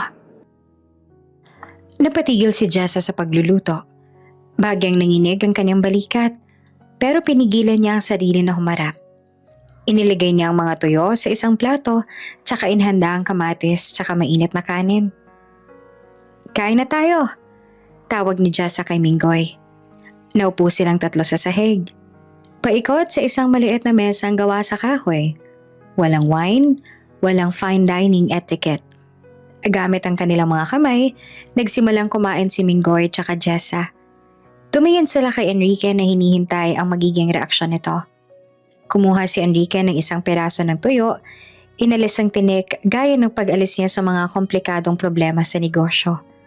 Kumuha siya ng kanin tsaka sinubo ito. Masarap, sabi ni Enrique pagkatapos lumunok. Masarap pala talaga. Napangiti si Minggoy. Sabi na sa inyo tatay paborito po namin ni nanay yan. Alam ni Enrique na marami pa siyang kailangang patunayan. Hindi sapat ang isang gabi para mabura ang 4 na taong sakit. Pero habang tinititigan niya si Jessa na nag-aayos ng kumot para kay Minggoy, alam niyang nasa tamang lugar na siya. Kinabukasan, nagsimulang tumilaok ang manok. Tsaka ang malamig na hangin ay sumisilip na sa mga siwang ng dingding na kawayan. Si Enrique na sanay sa mattress tsaka air-condition na kwarto ay nagising na masakit ang buong katawan. Ang manipis sa banig ay hindi nakatulong sa kanyang likod, tsaka bawat galaw niya ay sinasabayan ng langit-ngit ng sahig. Dahan-dahan siyang bumangon tsaka nakitang wala na sa tabi niya si Minggoy. Ang kumot na ginamit ng bata ay maayos na nakatupi. Mula sa maliit na kusina, narinig niya ang kalansing ng mga plato, tsaka ang mahinang boses ni Jessa na kumakanta ng isang pamilyar na kanta. Paglabas niya, tumambad sa kanya ang isang eksenang hindi niya inakalang makikita sa totoong buhay. Ang kaniyang asawa, na dating laging naka-makeup tsaka naka-designer clothes, ay abalang nagluluto habang nakapusod ang buhok tsaka may pawis sa noo. Gising ka na pala, sabi ni Jessa nang hindi man lang tumitingin sa kanya. Magilamos ka na sa labas, may tabo tsaka balde doon sa tabi ng poso. Nasaan si Minggoy? Tanong ni Enrique habang kinukuskos ang kanyang mga mata. Nasa bilaran na. Maaga siyang kinuha ni Tatang Ibyong para tumulong bago tumirik ang araw. Sabi niya gusto raw niyang ipakita sa'yo kung gaano siya kabilis na magtrabaho. Sagot ni Jessa. Lumabas si Enrique at sinalubong ng nakakasilaw na sikat ng araw. Naglakad siya patungo sa poso at saka sinubukang magbomba ng tubig. Hindi ito madali. Kailangan ng tamang buwelo para lumabas ang tubig. Matapos ang ilang subok, nagawa rin niyang makapaghilamos. Ang lamig ng tubig ay nagbigay ng panandaliang ginhawa sa kanyang pagod na katawan. Pagbalik niya sa loob, nakahain na ang almusal. Katulad ng kagabi, tuyo na naman ang ulam. Pero ngayon ay may kasamang sinangag tsaka itlog na maalat. Naupo si Enrique sa tapat ni Jessa. Jessa, gusto kong mag-usap tayo. Yung totoong pag-uusap. Pagsisimula ni Enrique. Ibinaba ni Jessa ang kanyang baso ng kape. Anong gusto mong pag-usapan, Enrique? Ang tungkol ba sa kung paano mo kami nahanap? O ang tungkol sa kung kailan mo kami balak dalhin sa Maynila? Gusto kong malaman lahat. Bakit hindi mo sinabi sa akin na buntis ka bago ka umalis? Kung nalaman ko lang, hindi kita hahayaang lumakad palabas ng pinto. Sabi ni Enrique na ang kanyang boses ay puno ng pagsisisi.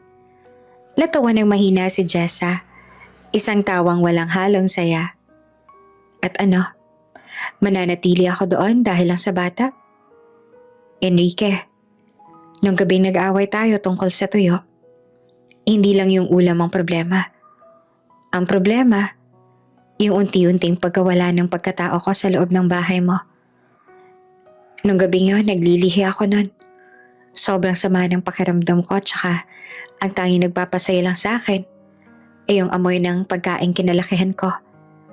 Pero anong ginawa mo? Tinapon mo. Sinabihan mo pa akong low class. Kaya sa sandaling yun, naisip ko, kung sa simpleng ulam, ganyan ka nakalupit, paano pa kaya kapag lumaki ng anak natin?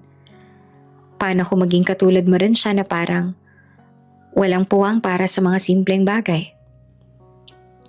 Napayo ko si Enrique. Hindi niya alam ang tungkol sa paglilihi. Sa isip niya noon, sadyang naging matigas lang ang ulo ni Jessa. Mas pinili ko ang hirap dito sa probinsya kesa sa yaman mo na walang puso. Patuloy ni Jessa na ngayon ay may luha na sa kanyang mga mata. Isinampal ko sa iyo ang katotohanan to, Enrique. Mas masaya kami rito. Dito, si Minggoy, lumaking malaya. Hindi niya kailangang magsuot ng suit para irespeto ng tao. Hindi niya kailangang magkaroon ng pera sa bangko para maging bayani sa paningin ng mga kalaro niya. Yang yaman mo, walang puwang dito sa bukid na to. Alam ko na ngayon, Jessa, naiintindihan ko na. I failed as a husband, and I failed even before I became a father. Saad na Enrique. Kaya bakit ka pa nandito? Para patunayan na kaya mong maging magsasaka? Enrique, hindi mo kailangan gawin to. Pwede kang bumalik sa Maynila at saka magpadala na lang ng sustento. Hindi kita pagbabawalan na makita si Minggoy. Pero wag mo kaming piliting bumalik sa mundo mo. Sabi ni Jessa. Tumayo si Enrique at saka lumapit kay Jessa. Hinawakan niya ang mga kamay nito. Ang mga kamay na dati may malambot pero ngayon ay magaspang na dahil sa pagbibilad ng palay. Nandito ako kasi gusto kong bawiin ang pamilya ko. Gusto kong patunayan sa'yo na yung Enrique na nakilala mo noon, namatay na nung gabing umalis ka. Tsaka itong nasa harap mo ngayon, nag-aaral pa lang kung paano maging tao ulit. Jessa, mas pipiliin kong makasama niyo habang buhay kesa bumalik sa penthouse na yon na mag-isa. Madamdaming sabi ni Enrique. Hindi naman agad nakasagot si Jessa. Ramdam niya ang katapatan sa boses ni Enrique. Pero ang sugat ng nakaraan ay malalim pa rin. Binawi niya ang kanyang kamay tsaka tumayo para iligpit ang pinagkainan. Pumunta ka na sa bilaran, hinihintay ka na ng anak mo. Doon mo patunayan yung sinasabi mo. Maikling tugon ni Jessa. Naglakad si Enrique patungo sa malawak na sementadong area kung saan nakabilad ang sako-sakong palay. Doon nakita niya si Minggoy na may hawak na maliit na kahoy habang masayang kinakalos ang mga butil. Kasama nito si Tatang Ibyong na nakamasid lang. Tatay, halika po rito, turuan ko kayo. Masayang sigaw ni Minggoy nang makita siya. Lumapit si Enrique at saka kinuha ang isang mas malaking kahoy na parang araro sa palay. Ang init ng araw ay nagsisimula ng manuot sa kanyang likod. Tsaka ang alikabok mula sa palay ay nakakapuwing talaga. Pero sa bawat kilos niya, sa bawat tawa ni Minggoy, nararamdaman niya ang isang klase ng fulfillment na hindi na ibibigay ng deal sa negosyo. Dahan-dahan lang iyo. Dapat kailangang pantay ang pagkakaayos para hindi mabulok sa ilalim. Parang pag-ibig lang. Biro ni Tatang Ibyong. Napangiti si Enrique. Susubukan ko po, Tatang. Sa loob ng ilang oras, nagtrabaho si Enrique sa ilalim ng matinding sikat ng araw. Ang kanyang puting polo ay basang-basa na ng pawis, tsaka puno na ng dumi. Namumula na rin ang kanyang balat dahil hindi siya sanay sa ganitong init. Ilang beses siyang muntikang matumba dahil sa pagod. Pero tuwing tinitingnan niya si Minggoy na walang kapaguran sa pagtulong, pilit siyang bumabangon. Pagdating ng tanghalian, dinalhan sila ni Jessa ng pagkain sa lilim ng isang puno ng mangga. Nakita ni Jessa ang itsura ni Enrique. Pagod na pagod, madungis, tsaka halatang hirap na hirap. Pero ang nakakapagtaka sa kanya, wala siyang narinig na reklamo mula rito. Sa halip ay nakita niyang masayang nakikipagkwentuhan si Enrique kay Tatang Ibyong tungkol sa presyo ng palay sa merkado. "Oh, kain na muna kayo," sabi ni Jessa habang nilalapag ang balot ng pagkain. "Nay, tignan niyo si tatay. Ang dami na po niyang natuyong palay." Pagmamalaki ni Minggoy. Tumingin naman si Jessa kay Enrique. "Kaya mo pa ba? O baka gusto mo nang tumawag ng helicopter?" Uminom muna ng tubig si Enrique bago sumagot. "Kaya ko pa. Tsaka wala akong balak tawagin ng helicopter. Masarap pala yung hangin dito kapag pagod ka. Masarap din ang tubig. Parang mas matamis." Nagkatinginan silang dalawa. May bahagi sa puso ni Jessa ang unti-unting natutunaw. Nakikita niya ang pagsisikap ni Enrique na pumasok sa kanilang mundo kahit na halatang hindi ito para sa kanya. Sa gitna ng kanilang pagkain, may lumapit na isang batang kalaro ni Minggoy. "Minggoy, laro tayo pagkatapos niyan." "Sige, sama natin si tatay." Sagot naman ni Minggoy. Napatingin ng bata kay Enrique. "Tatay mo ba siya?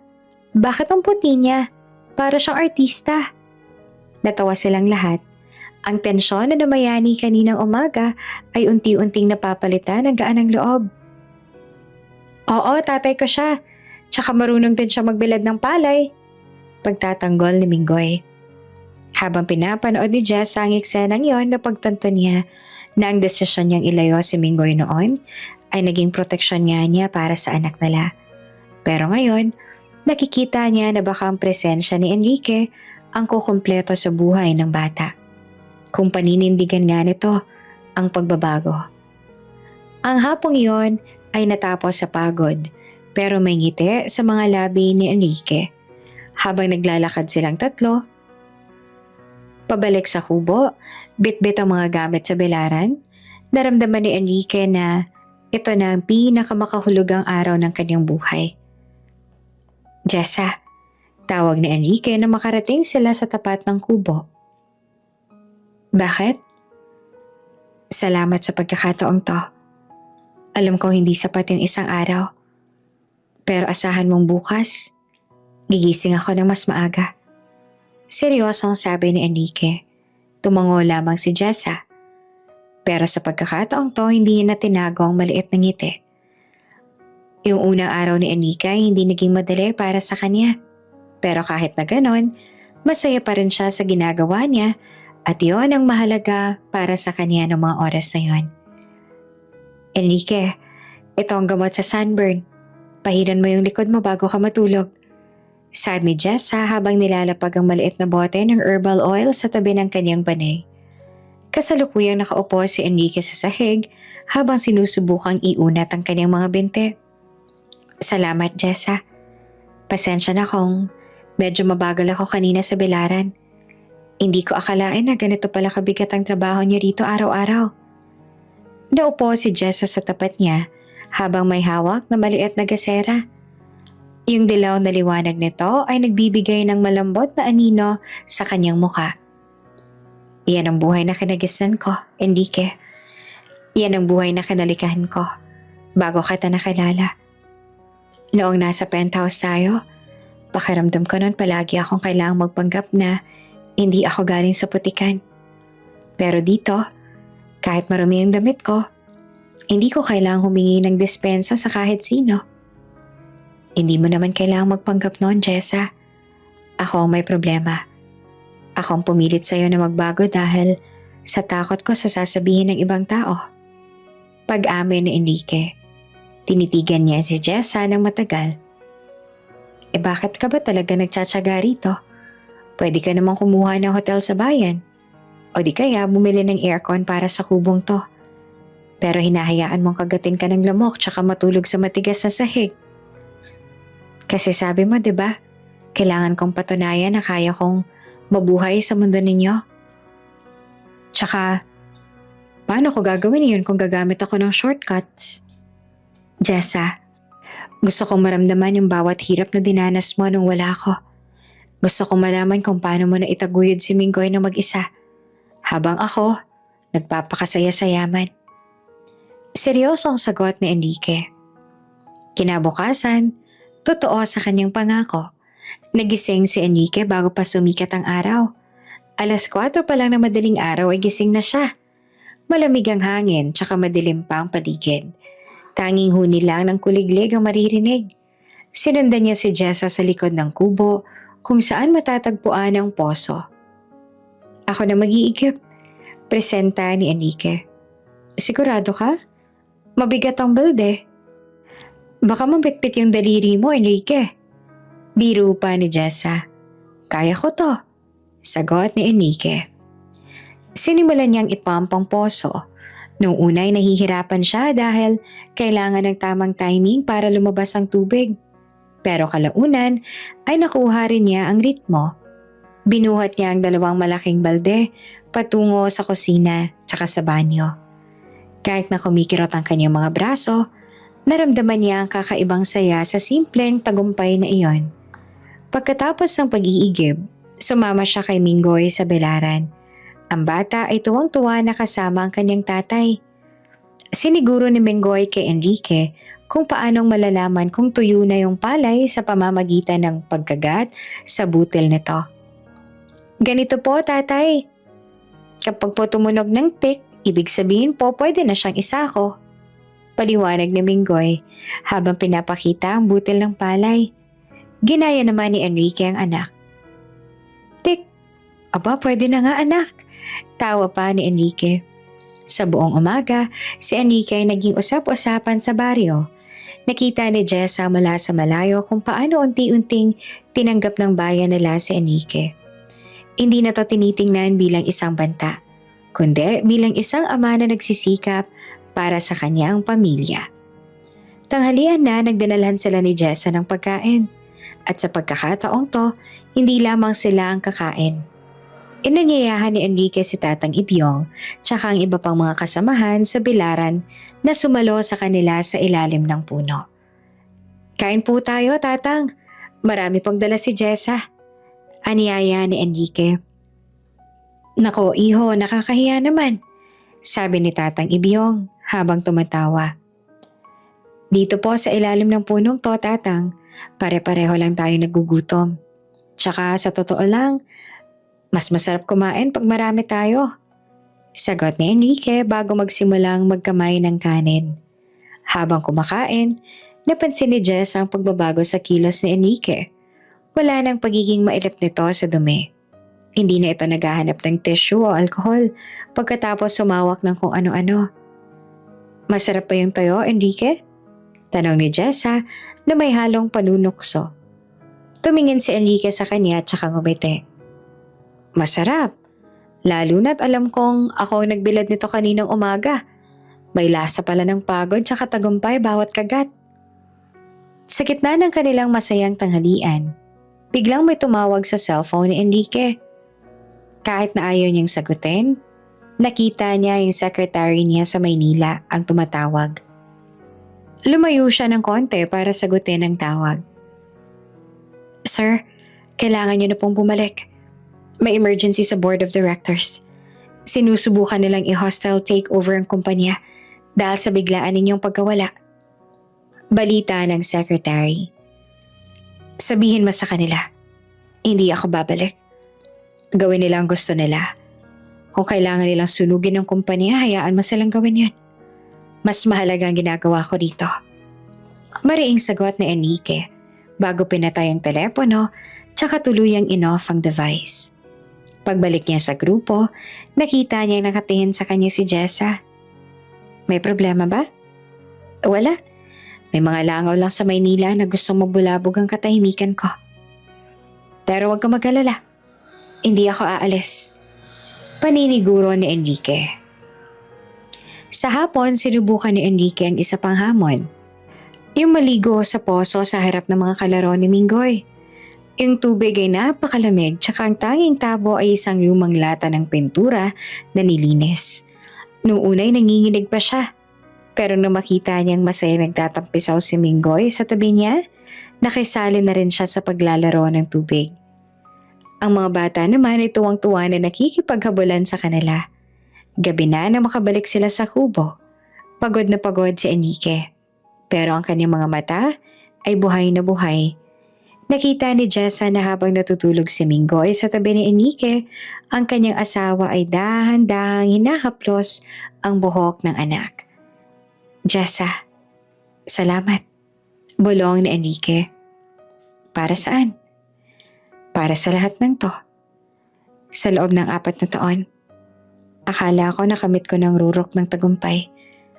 Pero ngayon ko lang na-realize ng tunay na rurok nandito sa maliit na kubong to. Yung makitang tumatawa si Minggoy, tsaka ang makasama ka ulit. Yun ang pinakamalaking achievement ko. Sabi ni Enrique. Dahan-dahan namang lumapit si Jess at tsaka tumabi sa kanila. Isinandal niya ang kanyang ulo sa balikat ni Enrique. Sa unang pagkakataon, sa loob ng mahabang panahon, naramdaman ni Enrique na buo na siyang muli. Kaya mo pa ba hanggang bukas? Tanong ni Jessa. Kaya ko hanggang sa dulo ng buhay ko, Jessa. Kahit tuyo lang ulam natin araw-araw. Basta kayo ang kasama ko. Hindi ako magrereklamo. Pangako ni Enrique. Seryoso ka ba talaga sa pag-iwan sa kumpanya mo? Tanong ni Jessa. Yung kumpanya, building lang yun tsaka pera. Yung pamilya, buhay. Mas pipiliin ko yung buhay kesa sa mga bato tsaka bakal, Jessa. Bukas turuan mo naman ako mag-araro, ha? Biro pa ni Enrique. Natawa naman si Jessa, tsaka niyakap ng mahigpit ang asawa. Ang 3 araw ni Enrique sa probinsya ay nagsimula sa isang hamon na hindi niya inaasahan. Isang matinding sakit ng katawan na halos hindi niya maigalaw ang kanyang mga binti. Pagbangon niya sa banig, naramdaman niya bawat litid sa kanyang likod na parang hinihila ng mga bakal na kawad. Pero na makita niya ang sinag ng araw na tumatagos sa dingding na kawayan, tsaka marinig ang tawa ni Minggoy sa labas, pilit niyang itinayo ang kanyang sarili. Hindi siya pwedeng sumuko ngayon. Nay, tignan niya si tatay parang robot maglakad. Tawa ni Minggoy habang tinuturo ang kanyang ama na dahan-dahang bumababa sa hagdanan ng kubo. Natawa rin si Jessa, pero may bakas ng pag-aalala sa kanyang mga mata. Sabi ko naman sa iyo, Enrique, hindi biro ang trabaho rito. Gusto mo bang magpahinga muna ngayong araw? Ako na lang tatapos sa belaran. Umiling si Enrique, kahit na ang totoo ay gusto niyang humiga ulit. Hindi. Nangangako kay Minggoy na tutulungan ko siya sa bodega. At saka, kailangan kong matutunan kung paano mag-ayos ng mga sako nang hindi sumasakit ang likod. Matapos ang almusal na binubuo ng sinangag, tsaka naging trademark na lang tuyo, naglakad ang mag-anak patungo sa malawak na belaran. Pero bago pa man sila makarating sa bodega, nakarinig na sila ng parang mga sasakyang paparating. Huminto ang 3 itim na SUV sa tapat ng belaran. Dahilan para kumalat ang makapal na alikabok sa mga tuyong palay. Bumukas sa mga pinto at saka lumabas ang mga lalaki naka-suit, naka-shades, yung board of directors ng kanyang kumpanya, kasama ang kanyang chief legal counsel. Sir Enrique, sigaw ni Mr. Borak, yung pinakamatandang miyembro ng board. Anong ginagawa niyo rito? Look at yourself. You look like a commoner. Napatigil si Enrique. Tumingin siya sa kanyang sarili na nakasando na may mantsa ng putik. Maong na short na kupas. Tsaka mga paang balot ng alikabok ng palay. Pagkatapos ay tumingin siya sa kanyang mga kasamahan na mukhang mga alien sa gitna ng bukid. Anong ginagawa niyo rito, Mr. Borak? I thought I made it clear to my secretary that I'm on leave. Malamig na sabi ni Enrique na ang kanyang boses ay bumalik sa pagiging dominante na kinatatakutan sa syudad. Sir, the hostile takeover is real. We need your signature to block the sale of the prime assets. Millions. No, billions are at stake. Pagmamakaawa ng abogado. You cannot stay here playing house while your empire is crumbling. Naramdaman naman ni Enrique ang paghigpit ng hawak ni Minggoy sa kanyang kamay. Ang bata ay natatakot sa mga bagong dating. Lumingon si Enrique kay Jessa at nakita niya ang ekspresyong kinatatakutan niya. Ang tingin na nagsasabing, "Sabi ko na nga ba, babalik ka rin sa kanila." "Enrique," tawag ni Jessa na ang boses ay mahinahon pero puno ng pait. "Puntahan mo na sila. Yan ang tunay mong mundo. Yan ang buhay na kinalakihan mo. Hindi mo kailangang magpanggap na magsasaka para lang makuha ang loob namin." "Jessa, wait." Pigil ni Enrique. Humarap siya sa mga direktor.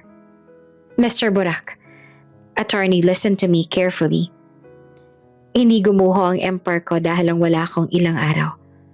Gumuho ang empire ko nung hinayaan ko maging alipin ako ng mga numerong yan habang ang pamilya ko nagdurusa rito." "But sir, the money, the prestige," sigaw ni Mr. Burak. "The money can be earned back. The prestige is just an ego trip. Pero yung 4 na taon na nawala sa akin, kasama ang anak ko, yun ang hindi ko na mababayaran ng kahit anong asset." Tugon ni Enrique. Kinuha niya ang mga papeles mula sa abogado. Inakala ng lahat na pipirma siya, pero sa halip, tinitigan niya ang bawat page. "I will sign the authorization for the proxy vote. I will give you the power to defend the company. Pero hindi ako sasama sa inyo. Mananatili ako rito." "Sir, you're crazy. You're choosing this? This dirt over the boardroom?" Hindi naman makapaniwalang sabi ni Mr. Burak. Lumapit si Enrique sa isang tumpok ng palay tsaka kumuha ng isang dakot. "Mr. Burak, tingnan mo to. Yung palay na to, pinaghirapan ng asawa ko tsaka ng anak ko sa ilalim ng araw. Bawat butil nito, may kwento ng pagsisikap. Yung mga numerong hawak ninyo, mga pixels lang yan sa screen. Kung gusto niyo akong i-remove as CEO, go ahead. I have enough personal wealth to live here comfortably for 10 lifetimes.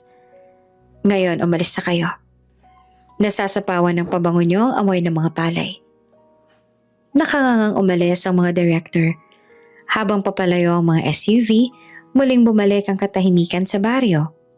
Humarap si Enrique kay Jessa na hanggang ngayon ay hindi pa rin makapaniwala sa narinig. "Bakit mo ginawa yun?" tanong ni Jessa. "Maraming pwedeng mawala sa'yo." "Jessa, na-realize ko nung nakita ko silang lahat kanina. Nung nakita ko mga mukha nilang puno ng stress tsaka kasalaman, naisip ko, ayoko nang bumalik sa ganon. Ayoko lumaki si Minggoy na nakikita ang tatay niya na laging galit sa tawag tsaka walang oras para sa kanya." Paliwanag ni Enrique. Lumuhod siya para pantayan si Minggoy. "Anak, gusto mo bang maging mayaman balang araw?" Umiling si Minggoy. "Gusto ko lang po maging katulad niyo, tatay. Yung marunong magbilad ng palay tsaka marunong din manghuli ng tutubi." Napaiyak si Enrique, tsaka niyakap ng mahigpit ang anak. Sa pagkakataong to, si Jessa nang lumapit tsaka yumakap sa kanilang dalawa. "Patawarin mo ako, Enrique. Kung naging matigas ako sa'yo nitong mga nakaraang araw." Bulong ni Jessa. "Natatakot lang din ako na baka panandalian lang lahat ng to." "Hindi to panandalian, Jessa. Plano ko na magpatayo ng maliit na bahay rito. Yung isang maayos sa tahanan para sa atin. Tsaka gusto ko mag-invest para sa mga magsasaka dito. Gusto kong gawing mas madali ang buhay nila. Hindi para kumita kundi para makabawi sa lupang kumupkup sa inyo nung wala ako." Sabi ni Enrique. Sa hapon na yon, imbes na magtrabaho, nagpunta silang tatlo sa ilog. Doon nagtampisaw sila sa malinis na tubig. Ang kanyang balat ay mas sunog na ngayon. Ang kanyang mga kamay ay puno ng paltos. Pero ang kanyang ngiti ay ang pinakatotoong nangiting na ipakita niya sa buong buhay niya. Pag uwi nila sa kubo ng gabing yon, Sinalubong sila ng amoy ng hapunan na inahanda ni Aling Dorothea para sa kanila. Merong dalagang baka, sariwang gulay, tsaka syempre, hindi mawawala ang tuyo. Sa pagkakataong to, si Enrique na ang unang kumuha ng tuyo. Hindi na siya nag-alinlangan. Kinamay niya ang kanin tsaka isda na parang isang taga-baryo. "Buksan natin ang radyo," sabi ni Enrique. Isang lumang radyo na de baterya ang nagpatunog ng mga lumang kanta. Sumasayaw si Mingoy sa gitna ng kalsada, habang si Enrique at Jessa naman ay magkahawak kamay na nanonood. "Seryoso ka ba sa pagpapatayo ng bahay rito?" tanong ni Jessa bago sila matulog. "Oo, pero gusto ko may malawak na bilaran ng palay sa harap. Para tuwing umaga, maaalala ko kung paano ko kayo nahanap," sagot ni Enrique. Ngumiti naman si Jessa kay Enrique bago sila magkayakap na natulog. Gayang pangako ni Enrique, nagpatayo nga siya ng bahay sa bukid. Hindi niya na rin nanais pa na bumalik sa syudad para kuhanin lahat ng meron siya roon. Dahil alam niya sa sarili niyang wala doon ang kailangan niya. Dahil ang pamilya niya nandito. At dito niya gustong ipagpatuloy ang buhay niya kasama ang kanyang mag-ina.